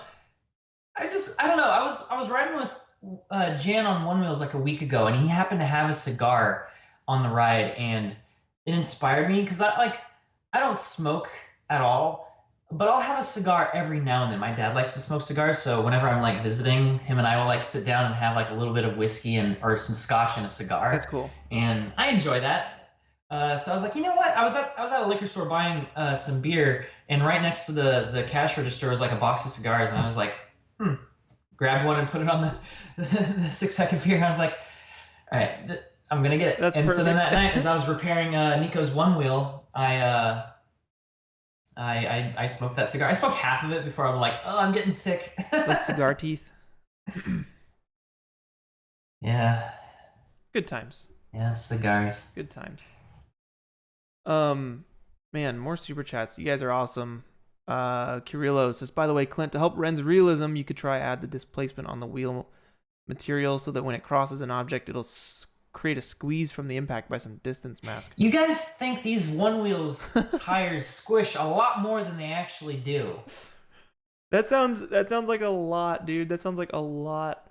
I think this is gonna work just perfect for what Wren's going for. Especially like the camera perspective I want to have here, you're not even going to be able to see the tire deformation. For sure. Technically, yeah. the tire does flatten a little bit, just a little bit, on the contact with the ground. And it will deflect a little bit when you hit bumps and rocks and, yeah, definitely the curb. But the curb doesn't have all of your weight pressing down on it. The idea is that you don't have any of your weight on the tire when you actually do the curb nudge. So it's, in theory, not going to deflect at all. Mm-hmm. Other than, just the straight down. And I thought about doing some sort of like deformer, like a MoGraph deformer, like a proximity-based thing, so that kind of like squishes up the closer it gets to a surface. Yeah. But the problem is that if I do that, that's going to change all of the animations I just did for the rotation. Because it's like, if the wheel goes up a little bit, the back of the board would have to be compensated by lifting up a little bit as well. And that's going to adjust the rotation just a little bit. and I already have that all dialed in. So I don't think that's something I want to try to incorporate for something that's like something that even if I was to do it, you probably still wouldn't notice it because it won't be visible. Yeah, for sure. And my goal with this is to make it as realistic as possible. So like we were talking photorealism, Clint, that's in your court, you're making that happen. I'm trying to get the animation as realistic as possible because it's like this is a maneuver I do all the time on my OneWheel. I'm fairly familiar with it, and I want to have that realism of just like this is how it works. Absolutely. Technically, I am missing that little bit of tire deflection, but I don't think it'll even be visible in camera, so I'm not worried about it. Yeah. It's really like how you spend your time. You want to spend your time on like yeah. the biggest stuff first, and then you kind of branch out from there. Yeah, a couple people have already mentioned that technically under normal load, a tire deforms 15% of the torus small diameter. And it's like, cool. I think that's for a bike. I think it's a little different on a go-kart tire. Crazy. Because the overall diameter is a lot smaller. I think the deflection, maybe, I don't know. I don't know enough. It's just not something I'm going to tackle. For sure. Yeah, it's not worth it. There's already so much to do. Oh, and I will definitely be around for the weekly submission contest. I'll stick it out. Heck yeah, sweet. Yeah, we'll get to that soon. I'm almost done with my material, and then I think I will probably. I think what I'll do, since we still have like a lot of work to do on this, I'll probably send you this after our stream, and then you can wrap it up on your own time. And you guys will probably see this on Wren's Instagram, probably like next week or something. I don't know. Does that sound right? Maybe tomorrow. Maybe tomorrow. Sweet. Yeah. Maybe Monday. I do want to get some sound design for it though. So yeah. Oh, did you see Render Token freaking tweeted out this stream? Really? Yeah. Dude. Heck yeah. Heck yeah, dude. That's like Daffy and Carlos and everybody. Like they're all up in there. That's awesome. They tweeted it out a couple hours ago. That's probably when Daffy came in. I've not been on my phone, so I haven't seen any of this. That's so sick. You got to give some more shout outs here, more super chats. So Tom Moore says, do you see Otoy's real-time renderer for Octane Brigade? It looks insane. Yeah, I'm very, very excited for that. It's going to be sick. And David Turk says, help me, Obi-Ren Kenobi. You're my only hope. Is Ren sticking around for the weekly submission contest? Ren already answered that question. And I think the answer is it's the good version of that answer. Yes, he'll be around. He literally just said it. Sorry, I'm catching up on this. And Hunter Williams, FXTD for feature here. If you ever want to talk about graphics, simulations, love y'all stuff, what you do in the community, rock on. Sweet. Heck yeah. Dang, man. You want to talk about VFX Arts React for a moment? Yeah. So we do this show called VFX Arts React. It's really fun to do. And we'll sit on this couch and talk for like 2 or 3 hours about all these cool effects. And then that gets edited down to 15 minutes, give or take a couple minutes, right? I think the Harry Potter one that went out today was like 19 minutes or something like that. Yeah. So I got a tweet from this dude named Wizzless Ridiculous. That's ridiculous. Basically saying, hey, heads up, I gave you a comment on the video. My whole online persona is based on the Wizarding World. You need to do Sirius Black in the fireplace. Talking from the fireplace both times. And I'm like, wait, we did that. We did that. We totally did that. We totally talked about the whole Sirius Black talking from the fireplace. And I'm like, but I don't recall seeing it in the video. It didn't make the cut. That's how it goes sometimes.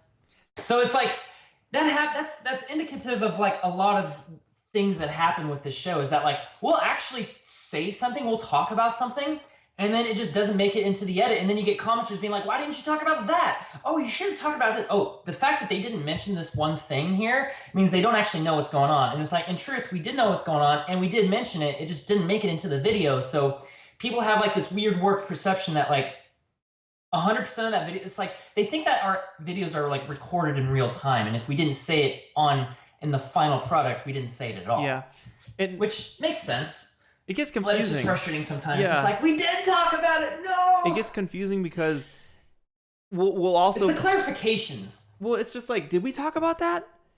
and we'll be like, I swore we talk about that, but then it's not in the video, and we're like, I Yeah. just completely forgot if we talked about it or not. I remember talking about it, but like, it didn't get edited in, so we can't do it Yeah. again because we don't know if it got edited or not. And this happens for like, we've done how many of these now? Like almost 35, 40, maybe more. If Well, you, we're coming up on 2 years, just shy of 2 years that's insane. of not missing a single week. So we're at about 100 episodes now. That's insane. Yeah. That's like some of my favorite stuff is sitting down with you guys and just talking about VFX or, stunts. Yeah, man. It's so I much love it. fun.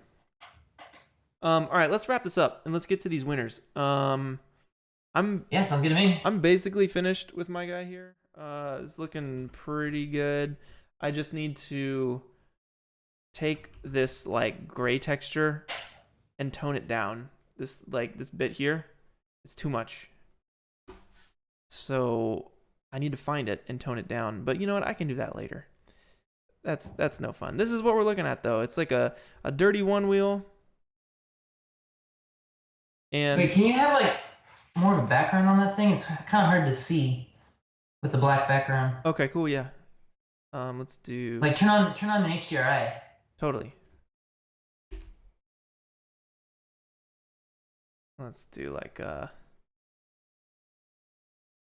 Octane shadow catcher material.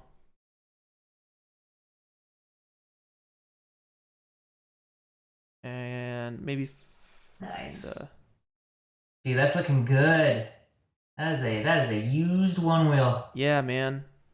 I feel good about it. The foot pads are really nice. The scratch textures are nice. I just need to tone down the scratch on the side. It's too bright, but I'll do that later when I send it over to you.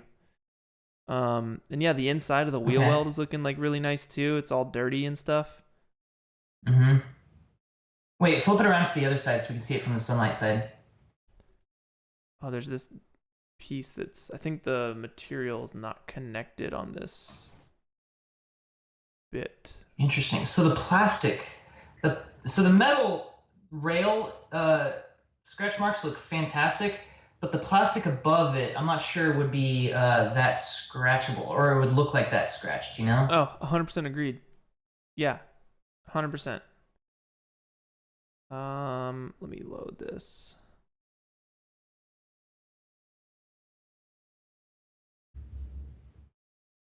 Yep, I agree with you on that. I can bring that down. That would be. I'm just getting confused. I have so many mixed materials here. I'm like, where? Oh yeah, for sure. Which one is which? Yeah, that would just be me taking the power down of that. Maybe set that to like 2 gamma and scale it down a little bit.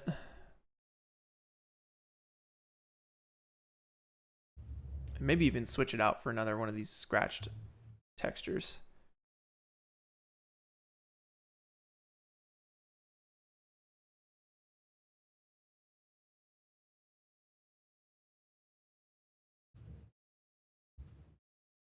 I just gotta relink all this stuff.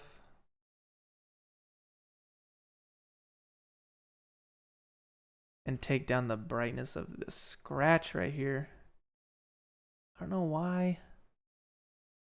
Where is it? Here's a question. Yeah? I lost it. Hold up. Wait, okay, there it is. Ben Snow asks, wait, did Peter get to keep the Puget engine, or is that just assigned to whoever wins those contests? Hey, you guys want to hear a dirty secret? All of the prizes for these render competitions are never real. No, never. Sam winning the computer back, guess who's still using that computer? Peter. Yep. That computer went to Peter. It was coincidental that he won that computer and then also got to keep using that computer. He needed a computer. He happened to be the one who was going to receive that computer. He also happened to win that competition. Yeah. But Sam winning that computer back, that was just drama. That was just stakes for the scene. Totally. You know, it's like we're getting some new Pugets though. We're gonna be getting some more 3090s in the studio, which would be great. I don't want to talk about the Mega Workstation just yet. That one's a special one, but who knows if that'll happen. That one's still probably a month or two away. But yeah, I think I'm probably the next in line for a new computer. I think I will probably get one of these new ones. So I'll probably have a 3090 at the studio again. That'll be sweet. Or at the studio. I have a 3090 here at home, which is very nice. I like this computer very much. Puget hooked you up, yeah? It did indeed. Yeah. Yeah, Puget is so awesome. I love them so much. They're really cool people. They really know how to make computers to what you want a computer to be. This is kind of turning into a bit of a Puget push. I don't intend that. I'm sorry. This isn't my stream. No, but they're legit. They're legit. They're legit. I like them. They're good people. Every time we've gone to NAB, we've always like hung out with them. Shout out to Eric and the rest of the crew. All right. Wren, so I guess I'll send this over to you after the stream here. That looks great. And that looks great. Yeah, you'll bring it to, till its final form, and then you guys can check the final render on Wren's Instagram. Pretty soon here. But yeah, I totally forgot my intention with the smoke simulation earlier, because you thought I was going on a smoke break, and then we talked about cigars. Oh, for sure, yeah. When the tail drags, I want to have like dust fly out from it, like. Dude, yes, so that'd be perfect.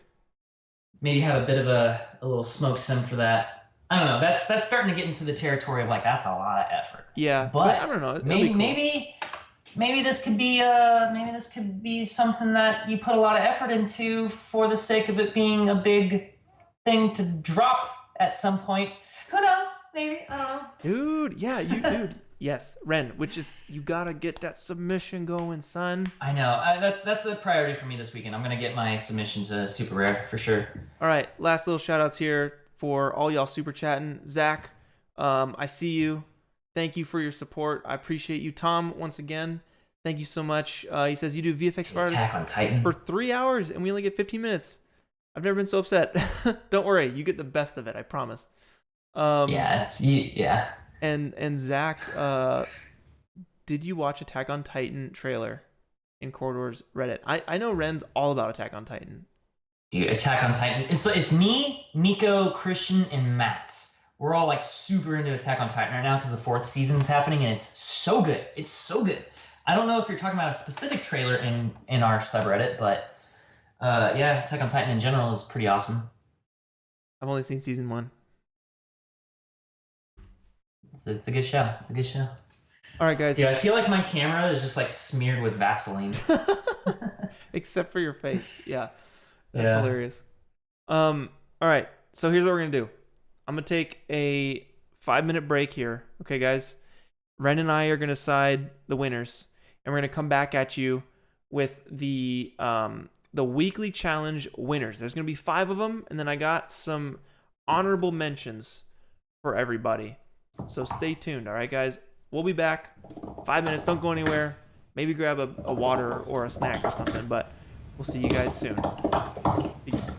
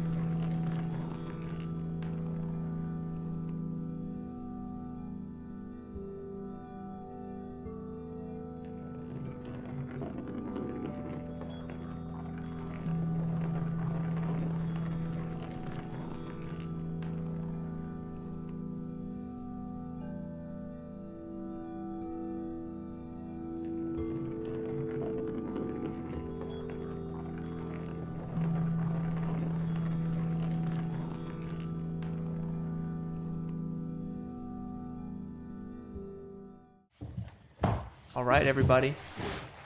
We're back. We're going to do it. We have talked about it. We've picked our winners.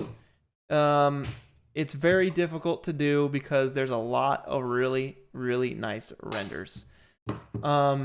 So, yeah. Let's see. Here, let me switch off of studio mode. Here we go. So I can see things a little bit better in OBS.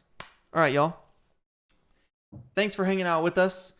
We got 581 of y'all up in here. We're doing the weekly challenge reviews, all right? So the challenge last week was, or technically this week, was Star Wars. You guys had to render your best Star Wars image in whatever program you wanted. It had to be original enough. You know, you can download models here and there, but, you know, you really need to make the scene your own. Every week we do this. So at the end of this review, we're going to be announcing the new challenge for this week, or for this next week.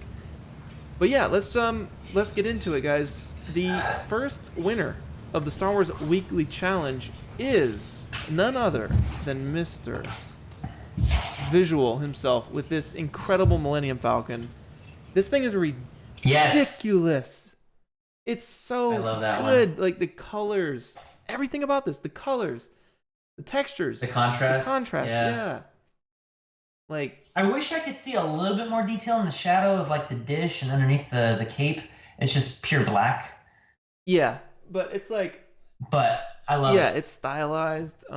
It's freaking incredible. So, Ren, I don't know if you remember, but during the render montage that I did, Visual, he was the guy who did the one of like the monk walking through with all the flags, and then this giant snake in the background. Oh yeah. Yeah, same guy. Yeah, I do remember that one. Same dude. I remember the snake specifically. Yeah. Saipo, what's up, dude? Thank you for the super chat. He says, what a combo. It was a great stream. I really enjoyed just listening to your guys' stories about VFX. Also, there was the talk about making it easier for you to choose the winners. Wait, what? Also, there was the talk about making it easier for you to choose the winners. Oh, I'm a little confused. Yeah, I don't know what that means. But Saipo, thanks, dude.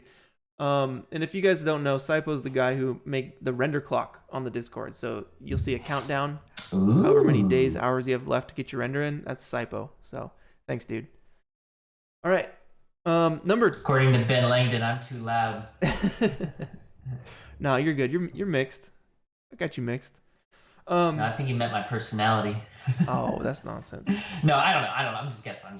Sorry, I interrupted you. Please continue. Number 2, y'all. Number 2, the second winner of the Star Wars Weekly Challenge this week is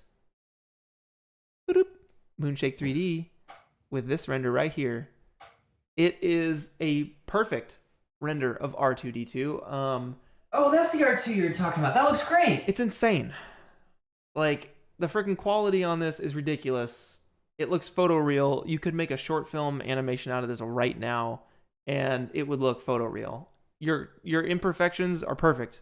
It's ridiculous. I love the reflections of the light panels up above. Yes. Yes. Like they look like Star Wars light panels. Yep. It's beautiful, man. Absolutely fantastic work. And you actually have a second render that I'm going to talk about in the honorable mentions. I got about 20 of you guys in the honorable mentions here that I want to show off. But we'll get to that after we get through our 5 winners. So congratulations to Moonshake 3D. You got the challenge winner role this week. Wear it proud, all right? And keep rendering stuff to hold on to it next week. All right. Number 3, guys. Who do we have for number 3? Perfect imperfections. Boom! Dear Mudian with the freaking wand shop, dude. Yeah. The saber shop. The saber shop. This is hand modeled by him. Everything is hand modeled by him. This is insane. Dang, man. Yeah, I forget the race of those the freaking gecko people. Yeah. I forget the race name. Yeah, it's insane. I remember like your lighting on this is really good. Your color is fantastic. You're telling a story. You got some Mon Calamari. That's it. Mon Calamari. That's great. Yeah, this is incredible. Yeah, the vibe is nice. He's just chilling, straight up chilling. Like It's a Tuesday. No one wants to buy lightsabers on Tuesday. Yeah. God dang it! Why am I even clocked in right now? Or he just sold he sold a bunch of lightsabers and he's like, dude, I could retire right now. He's like, this was a good day. Several young Jedi came in. Yeah. Future's looking bright. So that's awesome. Congratulations, dear Mudian, for winning the challenge this week.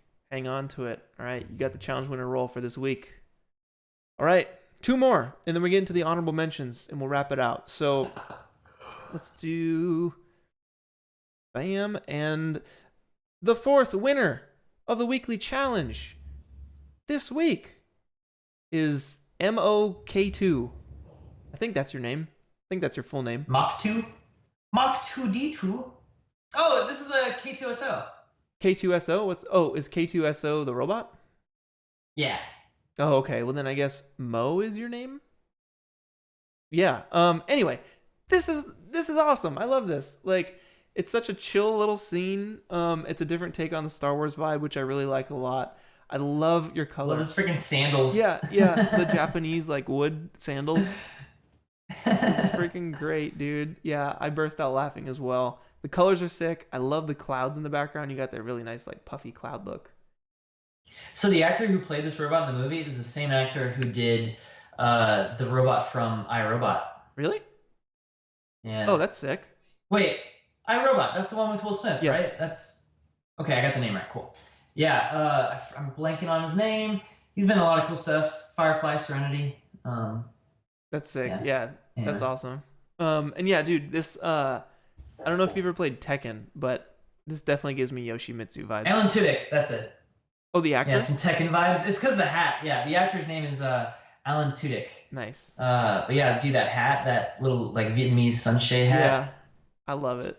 It's freaking awesome. Oh my god, speaking of Vietnamese, so I watched the rated R video, and when I'm doing the mocap. Dude, I know exactly what you're talking about. There's a moment there where I talk about I miss being better than everyone at basketball and dunking on all the little Vietnamese children. And it's that moment is just left completely out of context. Yeah, because most people don't know you went to school in Vietnam. Yeah, dude. I played high school basketball in Vietnam, and because I was taller than pretty much everyone else, I was better. Dude, that's so funny. I laughed out loud when I took that out of context because obviously I knew. Yeah. But if no one knows the context, they're just gonna be like, "Wait, what? Yeah, excuse me?" That was. Oh man, so good. All right, we got one more winner. So let's see. Congratulations, you got the challenge winner role. Last but not least. Now, this was very difficult to choose. There were so many good ones. Again, over the last month. What are you saying? Don't worry about it. What? You can't just be saying that stuff, dude. What are you saying? Don't worry about it. All right, anyway. The 5th winner. Bam, here we go. Tomab. With this beautiful scene of the desert of Luke's home. I assume this is Luke's home. Whoa! That's a render? Yeah. Yeah. Wow, alright. Yeah, that's on Tatooine, alright. It's freaking perfect, dude. The colors are ridiculous. The lighting is perfect. It looks like a scene from the movie. Absolutely incredible. So, Tomab, congratulations for winning this week's challenge, the Star Wars challenge, guys. So you all get the challenge winner role. If you guys want to get the challenge winner role, you got to win the weekly challenge. And to win the weekly challenge, you got to participate in the weekly challenge and make something sick. So congratulations to you guys. I want to get into some honorable mentions. So let's just go through these and give some fun shout outs here. So let's start with, this is Moonshake. This is a winner. But he did a second one, which I thought was sick. Moonshake. And this is the actual set view, and this is how they did it. They had this little trap door on the right. Dude. And the puppeteers come out from this hole in the ground, and they move the what is it? The AT walker? What's it called? Wait, hold up. Wait, you're telling me this is a render? This is very photorealistic. This looks exactly like the set that they made for this. Yeah. Yeah, it's beautiful. What the heck, man? That looks amazing. Yeah. It's incredible. Absolutely incredible. This is the guy who rendered the R2 one. Right. Yeah, Okay. the AT-AT. So that's friggin' sick. Absolutely incredible. Dude, Samu Gindert, thank you for the super chat. He says, if only I knew earlier Ren was coming, I would have tried harder to fix my PC for the weekly challenge. But hey, at least Oh man. now I can say hi to Ren myself. So hey, Ren. Yeah. What's up, Samu? Yeah, dude. That's awesome. All right. Jason Bournevita with this awesome Mandalorian like trailer poster. Looks amazing. Photoreal, absolutely incredible. I think it looks friggin' awesome. What else we got? We got Alpha Code with this cool render here of this mountain thing. Whoa, dude. Yeah. That's cool. Yeah, it's really sick. I'm getting some Steezor vibes from it. Yeah. Yeah, it's really nice. Really, really good job on the render there. Let's see. Yoshi with the X-Wing. Looks really cool. I love the model. I love the planet you got. I think it is super solid. And it's a nice little scene you got. Oh, I saw this one, yeah. Yeah. Got that atmosphere down. So this guy Retz did these two images here that are very painterly, and I love them a lot. I think they're really cool, like desktop backgrounds. Yeah. These are sick. So Retz, shout outs, man. Really cool. Izzy, thank you for the super chat. You say, I mainly just want to know how Ren ended up in Vietnam. Also, keep up the good work. It's a long story. You don't want to go into it? I mean, not really. I moved there in high school. My dad was working with the government and stuff. And then you had to move. Yeah, had to move to Vietnam. Willie, you're next. Willie's always either winning or making the honorable mentions, but Willie is 14, uses Blender, and puts out work like this. It's incredible. Holy crap. Yeah, seriously. Seriously. Man, Blender is great for young kids because it's free. You know, kids don't have money, but they might want to get into like 3D stuff. So, you know, Blender's number one feature is its price. It's free. And the fact that it's as powerful as it is for free is insane. I mean, that's how Peter got started. He was like 12 years old and he was like, oh, I'm going to learn this 3D program because it's free and I don't have any money. And then, 10 years later, he's working at Corridor and is freaking kicking out freaking basketball Harry Potters. Yeah, seriously. That scene is so funny. Oh my God. It's so good. If you guys hadn't seen the rated R Harry Potter, does it come out tomorrow or is it out today? It's coming out tomorrow, unless you're on the website, in which case you can go watch it right now. Ooh, very true. Very, very true. CorridorDigital.com, right? Mm-hmm. All right. Next up, honorable mentions. We got Val with this Lego render of Vader walking down the hallway. This is awesome. Very, very close to being a winner. Yeah, that one's cool. All of these are freaking I love the ground. Yeah, the ground is sick. The surface imperfections are on point. Ty Rimmed, is that your full name? Ty Rimmed Edited, or maybe that's just the name of the file. Who knows? But I love it. I love the red. Like it almost looks like Japanese text in the background. I think it's really cool. So shout outs to whoever made this. Next up, we got this render here. These models are crazy. I don't know if you downloaded them or if you modeled them yourself, but your space lighting is on point. Your planet looks really good too. What else? Soski with this cool render. I really like the atmosphere. I like the lighting. I think you did a good job here, and the color is pretty sweet too. Snowman. Yeah, that one's cool, dude. Yeah, going through the freaking atmosphere. Super sick. But yeah, this one by Snowman. This is the multicolored renders you were talking about, Ren. Like the phone backgrounds. Yeah, I like those ones. They're really color cool. And silhouette. I love a good silhouette. Same. Composition there is very nice. Yep. Yeah, it looks really good. So shout outs to Snowman. Second sister. Oh, wait, no, this is Natalie. She hand modeled a. Oh yeah. Yeah. This is cool. She hand modeled this lightsaber in Fusion 360, and you can actually she provides the file in the submission channel on Discord. You can actually pull up the file and do the exploded view and see all the parts that went into it. It's a perfect handcrafted piece of I don't know, This is meant to be printed. Like this is literally meant to be like downloaded and 3D printed. You can print all the different parts and assemble it into what you're looking at. Yeah. Yeah, it's super sick. Granted, she threw on some materials on it, so it's like nice and shiny. If you're to print it, it won't be nice and shiny. But yeah, I think that's just incredible. Hand modeled. She's really good at fusion. I want to get good. Yeah. Yeah, she's better than I am for sure. Render trap. With this one, you came so close to winning. It looks super good, man. Yeah, it's an incredible render. Yeah, I saw that one too. Yep. It's really nice. It's a really, really nice render. Everything's great. You know, your camera angle, your lighting, all that stuff. Maybe I think you could use a little fog, but that's just me. You know, I'm always about the fog. I feel like I want to see Baby Yoda's face. I think I get what he's getting for. He's like trying to get Mando's attention, but like I think the image would be a little better if we could see his eyes. I agree. If like Baby Yoda was looking at something that got his attention, but was like pulling his arm, but still looking at what got his attention off camera or something. Yeah. And then But then again, maybe the model is kind of jank, so he's kind of like hiding the flaws of it. I don't know. Yeah, I could see that too, definitely. But yeah, render trap, good job. That was sick. Yeah, I like it. One dead duck with this one looks really cool. Nice little face-off moment here. You got some ships coming at this character. It's gonna be an epic battle. That was a fun one. Noodle Chan with I don't know, what is this called? Sky City? What's the name of it? Friggin' Cloud City? Cloud City, yeah. That's a sick render. Very nice. Yeah, that's pretty sweet. Very beautiful. Dude, we could actually do Cloud City on Venus. I wanted to make a video talking about how we can have civilization. It'd be easier to have a civilization on Venus than it would be on Mars. Really? Yeah. Maybe I'll make a video on it. Venus is second from the sun?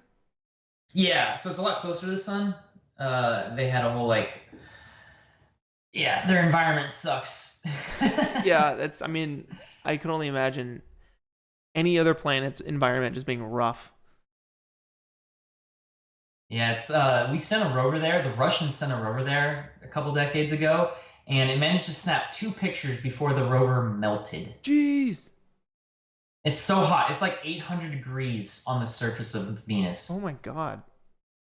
Yeah, they had access to it's not a rover, it was like a module satellite that landed on the ground. They had access to it for like less than an hour. That's insane. Can you are those pictures online somewhere?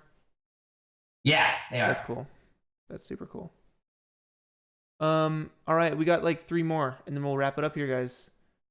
Noah with this cool render here of the forest. I don't know the name. Is it AT friggin' Walker thing? I don't know the name of it. Oh, that's cool. Yeah. Contrasty directional lighting. Yeah, I like it a lot. Very nice. And then we got Nate with one of my favorite movies of all time, Spaceballs. Oh, yeah, I know this one. This scene is when he's like, wait, is it now? When was now? And he's like, just then. We missed it, just then. Freaking great. Oh, I just realized that's supposed to be, what's his face? Harrison Ford on the right. Harrison Ford on the right? Isn't it? Looks like Harrison Ford. No. It's, definitely not. That's Colonel Sanders. What? Yeah. Not really, but that's his name. I mean, it looks like Harrison Ford to me. I mean, obviously Rick Moranis on the left, but... I love it. I thought that was a good one. And then last but not least, honorable mention, we got Mr. Ant. Commando, maybe? CMDEO. You keep getting better and better, man. You're sending me all of your renders. That's cool. Yeah, you're sending me all of your renders on Discord, and like you keep getting better and better. So keep up the good work, man. I think it's really sick. Wren. That's it, dude. That's Clint. all of it. Dang, sorry, David Turk. Which one was yours? He's bummed he didn't make the cut. Yeah, I'm sorry. It's hard to get to them all, guys. We had a lot to set up tech-wise this morning, so we couldn't get to everything, but we did our best. I appreciate you guys. Thanks for hanging out. Bradley, thanks for the super chat. He says, Wren, I sent you a message on Instagram regarding solar energy in your next video. Oh my god, dude, I get so many messages. I'm sorry if I missed it. I think he just sent it, probably. Anyway, Ren, let's figure out what the next weekly challenge is. Right now, we have two ideas. We have low poly and we have giant. Those are two prompts that are up in the air. I'm also open to any other ideas that you might have, Ren. But low poly. I like the idea of low poly. Yeah. Like a cool like low poly vibe. I think. I mean, maybe. Yeah. No, I dig that. Low poly. That's the thing. Low poly. It is. Giant. You could do another time. All right. But I want to see low poly. So whatever that means. Maybe it's some like ambient occlusion type art where it's all super simple diffuse shaders. Or maybe you like do a twist on it where it's like you have some really incredible like greenery and stuff in a scene, really high res stuff all around like the super low poly object, whatever it is. Yes. I don't know. There's this girl on Instagram. Her name's like Macdamara or something. Like I don't know exactly her name exactly, but she makes these really sick low poly, but they're also high poly at the same time. These levels, and they're so cool. Yeah, you just called it, Ren. Low poly it is, guys. We talked about doing giant, but we'll get giant next week, all right? And I know I said that last week, and I know it was a 50-50 between giant and Star. It was literally, Ren, I held a poll, and it was 50-50 between giant and Star Wars. Oh, wow. Like straight 50-50. It was crazy. Wow. But yeah, guys, we'll do low poly this week. I know Deeran, one of our mods, wanted to do it, so we're doing it. Low poly. If I join up on another stream, I'll make sure not to have freaking Vaseline all over my webcam, apparently. You're good, dude. You're good. It's just the webcam filter, but even still, it's like blurry. Even I'm blurry. That's not supposed to be. Yeah, Ren, well. I appreciate you, man. Thank you so much. Dude, I appreciate you, Clint. Thanks for having me on. This was a lot of fun. Thank you for upgrading the textures on the OneWheel. Thanks to Reed, Late Night Renders, for actually modeling it. He did a really good job just to get it here. The only thing I've done so far is animate this thing climbing a curb. And it looks really good. Thank you. Yeah, absolutely. I'm excited to incorporate your textures and get a sweet render. Yeah, I'll send it over right here after the stream. But guys, thank you for joining. Thanks for sticking around. Thanks for all the super chats. Yeah, definitely participate in this week's weekly challenge. Low poly is the prompt. Join the Discord. It's in the description down below. I'll see you guys next week. I'll see you on the Discord throughout the week. And until then, peace out, y'all. Oh, I'll be on the Discord too now. Yes. Yes. All right, guys. Peace out. Later. Thanks.